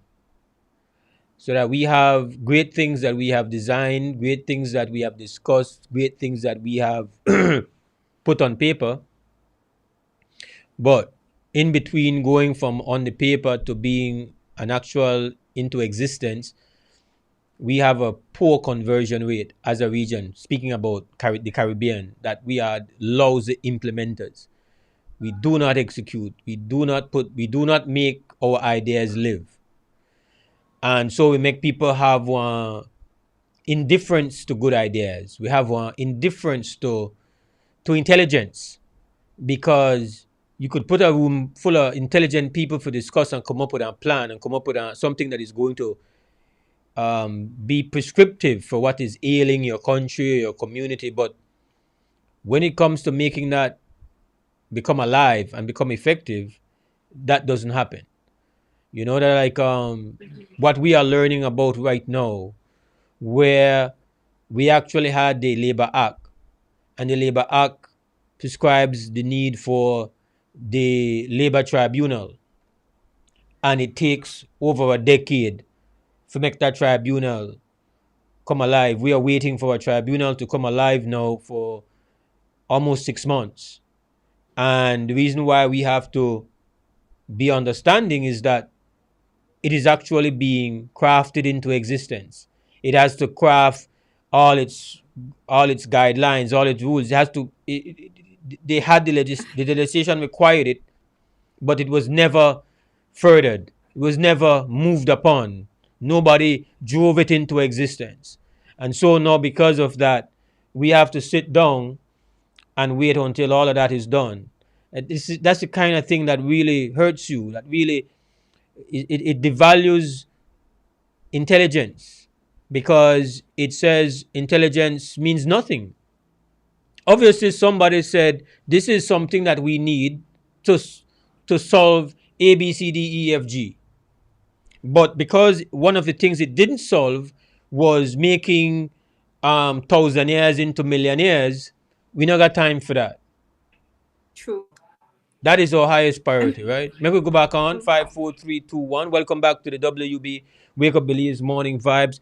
David, Michelle, Mose, we're in the house on this Wednesday morning. It's been, I should have known, there is no tiptoeing into the ICJ. There is no a teaspoonful of ICJ.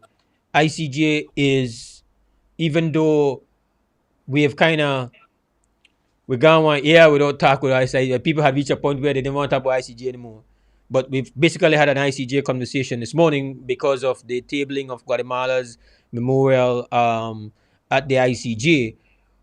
Even though we don't know where they're in there, we only know how much pages, we only know how much maps, we only know the names on the all-star legal team. But as to the essence and the access to know for our own selves with our own eyes, apparently we're not good enough, even though that we have everything to lose here.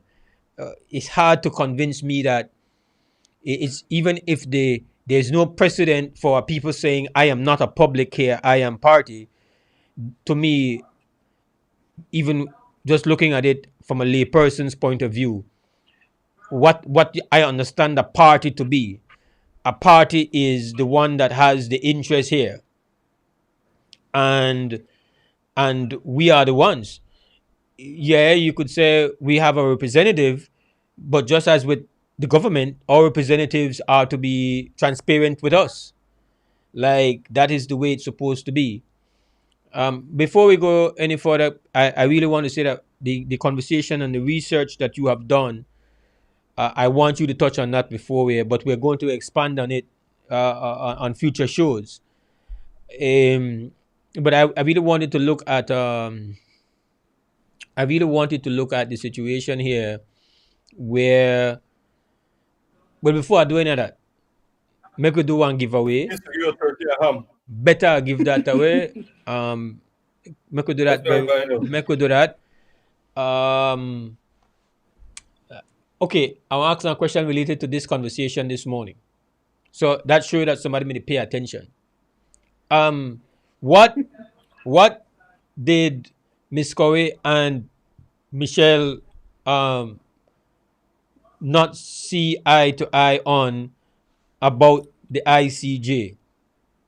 You could just give that one word answer. you call in, you tell away. What was the issue that created a back and forth here about the ICJ? Let us see if people may listen, right? Okay, We're going to give it the hammer to give it the turkey. Who going to win? Who no, going to they what? come together, they come together, they come together. We have 2 ham and turkey. Yes, 2 turkey, 2 What? ham. Live it there. So come up. Actually, make a sweet began call. Hello, hello. Oh boy. Hello. Good morning. Good morning. They were speaking about the issues Guatemala claiming beliefs. No, no. That's not it. Good morning, WB. Morning, I'm going to answer the question. You want to ask a question? I want to answer the question. Answer the question. Go ahead. Mark, Go ahead. morning. Yes, morning. Go ahead. Listen to me in your phone, please. Yes. Hi. Listen to me in your phone, my love. Listen to me in your phone. Okay. Yes. Is it the statelessness? The statelessness. That's right. That's right. They say we like when you listen, and yes, it was whether we become stateless or not. You have won yourself one turkey and a ham. What's your name? Can't tell me no. Huh? No. Please listen to me in your phone, sister. What's your name? Yes. Can't tell me. Hello. What's your name? Hello. Hello? What's your name? Leticia Alamina. Leticia Alamia? Alamina. Alamina. Yeah. Leticia Alamina. All right, Leticia Alamina. I will say where you go and when you go. Make sure you carry an ID. I will announce the information very shortly. Okay? Yes. All right. Respect.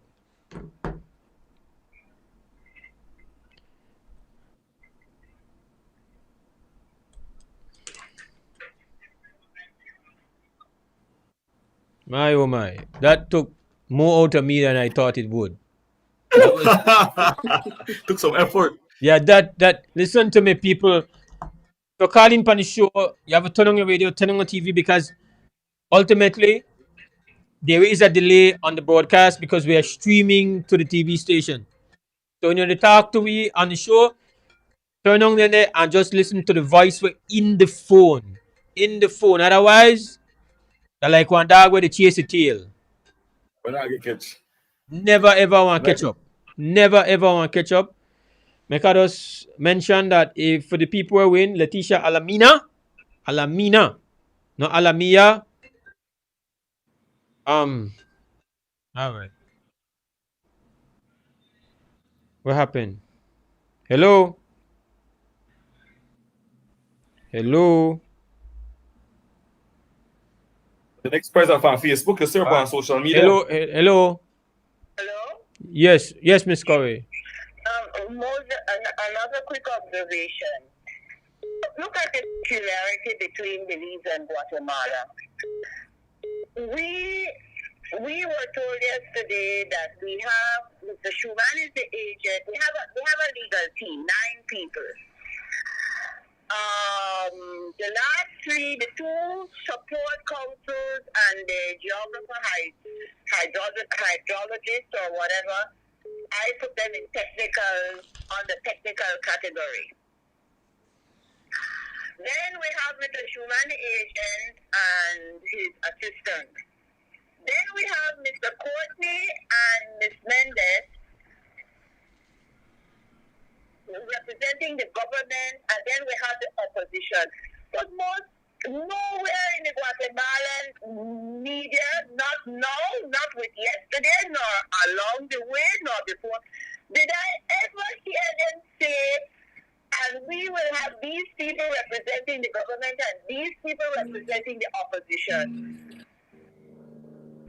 So right away, we turn the ICJ into a UDP-PUP thing. When are we going to stop our nonsense? When are we going to stop our nonsense and take our ridiculousness, and that's our word, everywhere we go?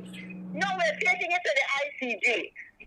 That was the one in the ICJ because of UDP and PUP coming together or being apart. That was the one. Just now you're going to win that.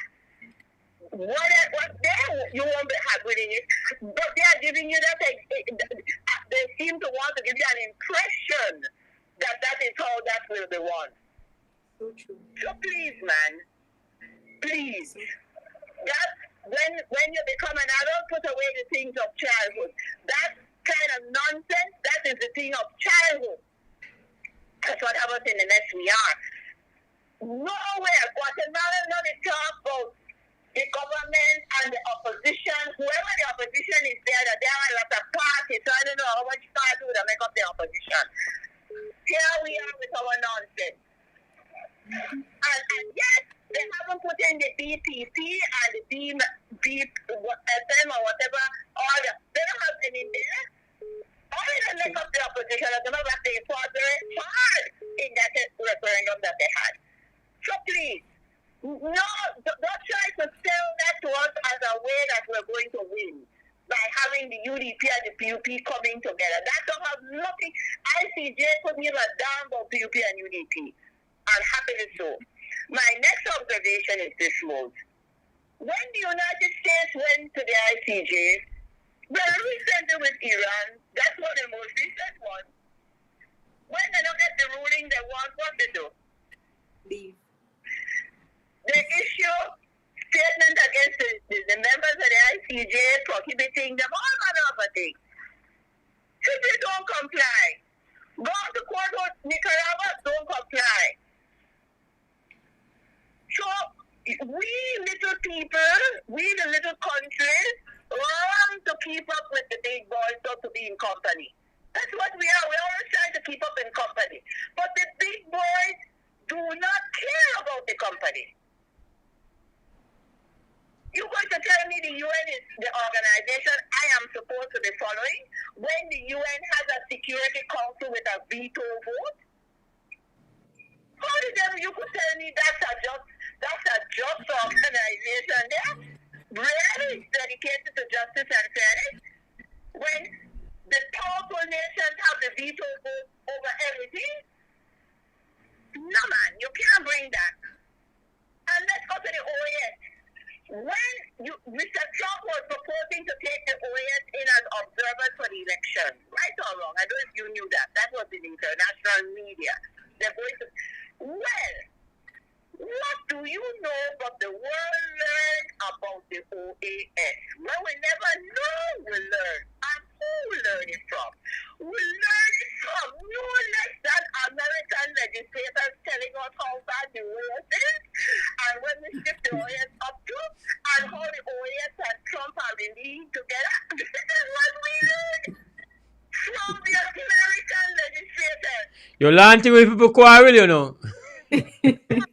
You learn that thing when people quarrel. Exactly, Moose. Lord, I said for now, this organization that we Belizeans, all we left to do is bow down in adoration of them. We live by every word that comes out of their mouth, their organization. But the United States, who is the principal architect of that organization, had a lot of dismissive things to say about the organization. So I would imagine and hope that we would reevaluate our position about the OAS. Put all them, I would hope that when we sit down and look at the veto and all of that, and all that goes on in the UN, we would reevaluate our very admiring position on the UN. Please, bye-bye. Put all the OAS business right out the road, man. I saw Creole would I say all in business, all in dirty business get out the road. Aye, man. Yes. We have to just quickly, because of time, give away this turkey and ham to one of our social media people, and we'll link either Facebook, YouTube, whoever message in first, and we will see who messages first. Letitia Alamina, you've won yourself a turkey and ham courtesy of Belize Electricity Limited. And so congratulations going out to you. David had to leave, so he's out the building already. Let me just quickly mention here that the winners can go pick up their turkey and ham at Bottom Dollar on December 15th with an ID. So Miss Letitia Alamina, on the 15th of December, you go and get your turkey and ham with your ID at the Bottom Dollar store. That's courtesy of BEL. And then to the next person online, social media. Let me see what I'm going to add. Oh, I am to ask something very easy. And so both questions are going to be about you today, Michelle, because I'm going to ask you, what was Michelle's profession before she became a lawyer? That one is easier as well. First person to put that in the comment section on either Facebook or YouTube, and we see it. You're gone clear. You win yourself on turkey and ham, courtesy of Belize Electricity Limited. Please jump that in. As soon as you do, we're going to give you your prize. What we will do now is to take a final break and come back and wrap up. Nobody online hit me up yet. Like they don't know.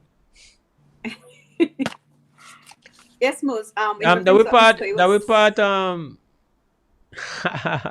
Aria win. Aria said donated to Salvation Army. Cool. All right. Respect, Aria. We part then to go submit the document. We part exactly in Abelmopan for the power of attorney. We're online. Yeah, we're online. And it's just where you do it. Huh? I'll message you because Message I was me. checking into it. Message me then. Yes, I'll message you exactly where they need to go. There is a fee that they will need to pay, but I will message you so that you could give them that information. I was trying to see if I had any friends going there that could have assisted with it. All right. Yes, the guy signed it already. I'm not sure, but I said that then one of the calls you had to get in from the family members. You can just message me. Just message me when we don't wrap up. And okay, I will. Yeah, but I was saying when it comes to the US and ICJ, when the decision is not what they want, first with Nicaragua, the court made a decision that it had jurisdiction to hear the matter. They didn't continue to participate in the merit of the matter, and then they withdrew from the jurisdiction of the court, compulsory jurisdiction. And so whenever a decision is not in their favor, they have been known to walk away from the courts. Well, that's what the big but boys. But there's still an obligation. But that's what the big boys play, Michelle. Yeah. When you not go to win and came home and ball. True. But there is a article in the Rome Statute that still provides that even if you submit your documents, the parties can still negotiate. They can still try to come to some settlement. And I believe maybe after papers have been filed and you see exactly what they're saying and what they're asking for, and you size it up, the states can still sit down at the table and try to negotiate. So, yeah. We don't even have to touch upon UNCAP. Yes. We signed on to it 2016, but we have not yet ratified it. Ratification would mean it comes into our domestic laws so that we have laws that, mirror what that is saying, and we don't have that as yet. So that needs to be the push in order for us to really and truly get a handle on when it comes to corruption. Because, like, for one thing, bribery, that's only mentioned when it comes to public officers. Not somebody say you're a man teacher. I don't think you're a man teacher. I did several things. I used to teach at Palate High School and City Vernon. And then for the year before I left Belize to go study, I was in Adamoya's administrative assistant. So I worked in her office for 1 year, and then I got a scholarship to go away and study, and I left the country then. Okay. So I did several things. I mean, hairdressing was my passion. That's what I love. That was my vibes. And but in between, most of my clients work.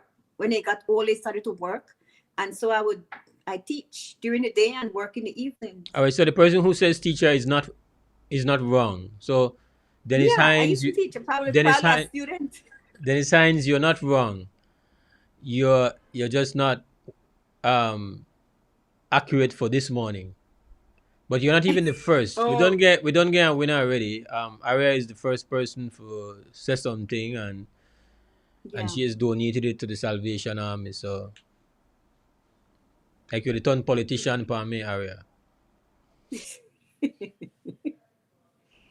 Aria does a lot of work in the diaspora. She's very engaging.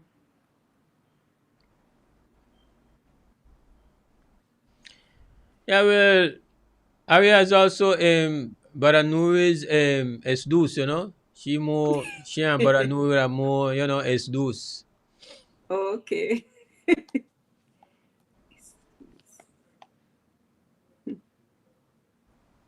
But it was interesting last time when I was trying to see how many countries would not take part in ICJ matters, even though they are obligated by the decision. And we have a lot of countries that didn't, and big countries. You had France, China, Russia, well, America, but they're still obligated to follow the decision of the court. Yeah. So, yeah.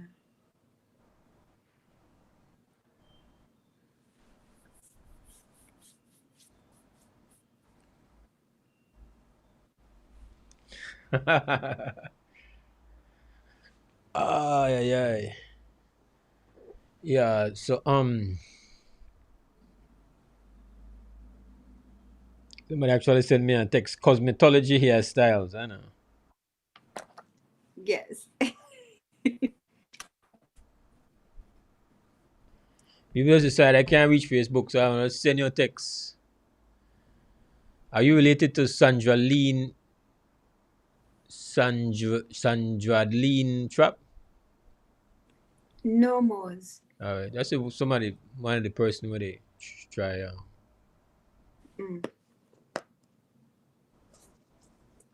And people still put up hairdresser, but somebody don't win. Sunshine Caballero. I used to could put these up, you know.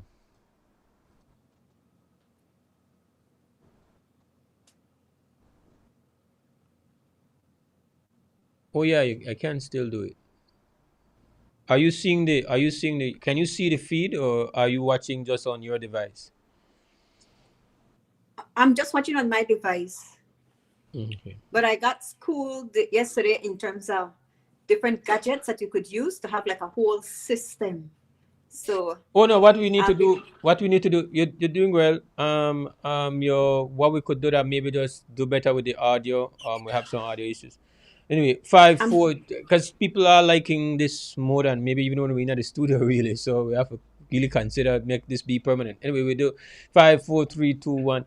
All right, welcome back to the WB Wake Up Belize Morning Vibes, and it's time for us to wrap. In fact, we did get a winner online.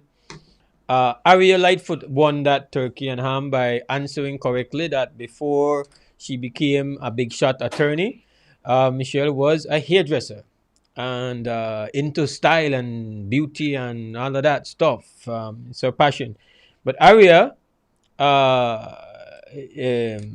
has decided to this morning to be I guess it's a part of the whole Christmas season to engage in a little philanthropy, or maybe it's just Aria's style, or maybe they envision a political career. You never know. So Aria has donated that turkey and ham to the Salvation Army. So thank you, Aria. Letitia Alamina, you go and you get your turkey and ham at the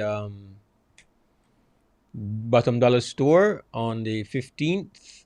Take your ID. And these were sponsored by Belize Electricity Limited. At this point in time, Michelle, we've got to close down the show. We're out of time. Thank you and David. We also thank our crew, the folks who make sure that we are seen and heard. At Creme Media, our engineer is Tony G. Grant. At Creme Television, it's Jada Anderson, along with Mr. Cliff Lewis this morning. Again, we close off with repeating our condolences to the Flowers family. Christy, our hearts are with you. At this point in time, Belizeans, we do remind you that we are in this battle, a battle for the very stability of our community and our nation. And that battle is against the pathogen called SARS-CoV-2. And this pandemic has gotten the better of us over the past couple of months. We now need to turn the tide. We need to do so by doing things right and doing things properly. And that means that we've got to wash our hands diligently, repeatedly. We have to wear our mask, and we have to wear them properly, and we have to wear them all the time. We also, and that don't mean you're waiting to sleep, but you wear it. And we also want to double down on the fact that we have to stay apart. Households have to stay apart. Otherwise than that, I see you guys on Monday morning. I believe Michelle is going to see you on Friday. Belizeans, as always, stand strong, stand firm. For now, we're gone! Later, Michelle. Wake up, Belize. Wake up, Belize. Wake up, Belize. Wake up, Belize. Wake up, Belize. Wake up, Belize. Another day is here. Wake up, Belize. Wake up, Belize. We gotta keep moving. Na na na na. Wake up, Belize. Wake up, Belize. Everybody gotta put their time in. Wake up, Belize. Wake up, Belize. Voice calling WB. Be yourself, see yourself, this is a show by people. Belize our hopes so to needless reason. Nobody feel left out, it's the vibe we dealing. Let's find a solution, yeah. Love, respect, unselfishness and cooperation. That's how we need to build a strong nation. We are the people to make the changes. We are the changes, WB. And all the things that must be happen under God blue skies. And nothing make people get victimized. Let's work together for better, we got to unite. Belize, yeah. Wake up, Belize. Wake up, Belize. Another day is here. Wake up, Belize. Wake up, Belize. We gotta keep moving, na na na na. Wake up, Belize. Wake up, Belize. Everybody gotta put their time in. Wake up, Belize. Wake up, Belize. Voice our opinion and place your calling, WB. Get up, make every day count. Don't waste it, people. Do your part, play your role, get where you need to. Look and tune in from work or in your vehicle. If you got a problem, pick up the phone. Why wait? It's a time calling. It's a show with no matter even if you're at home. Just call in. WB. Wake up, Belize. Wake up, Belize. Another day is here. Wake up, Belize. Wake up, Belize. We gotta keep moving, na na na na. Wake up, Belize. Wake up, Belize. Everybody gotta put their time in. Wake up, Belize. Wake up, Belize. Voice our opinion and place your calling, WB. Be yourself, see yourself, this is a show, my people. Belize our hopes so to needless reason. Nobody feel left out, it's the vibe we dealing. Let's find a solution, yeah. Love, respect, unselfishness and cooperation. That's how we need to build a strong nation. We are the people to make the changes. We are the changes, WB. And all the things that must be happen under God blue skies. And nothing make people get victimized. Let's work together for better, we got to unite. Belize, yeah. Wake up, Belize. Wake up, Belize. Another day is here. Wake up, Belize. Wake up, Belize. We gotta keep moving, na na na na. Wake up, Belize. Wake up, Belize. Everybody gotta put their time in. Wake up, Belize. Wake up.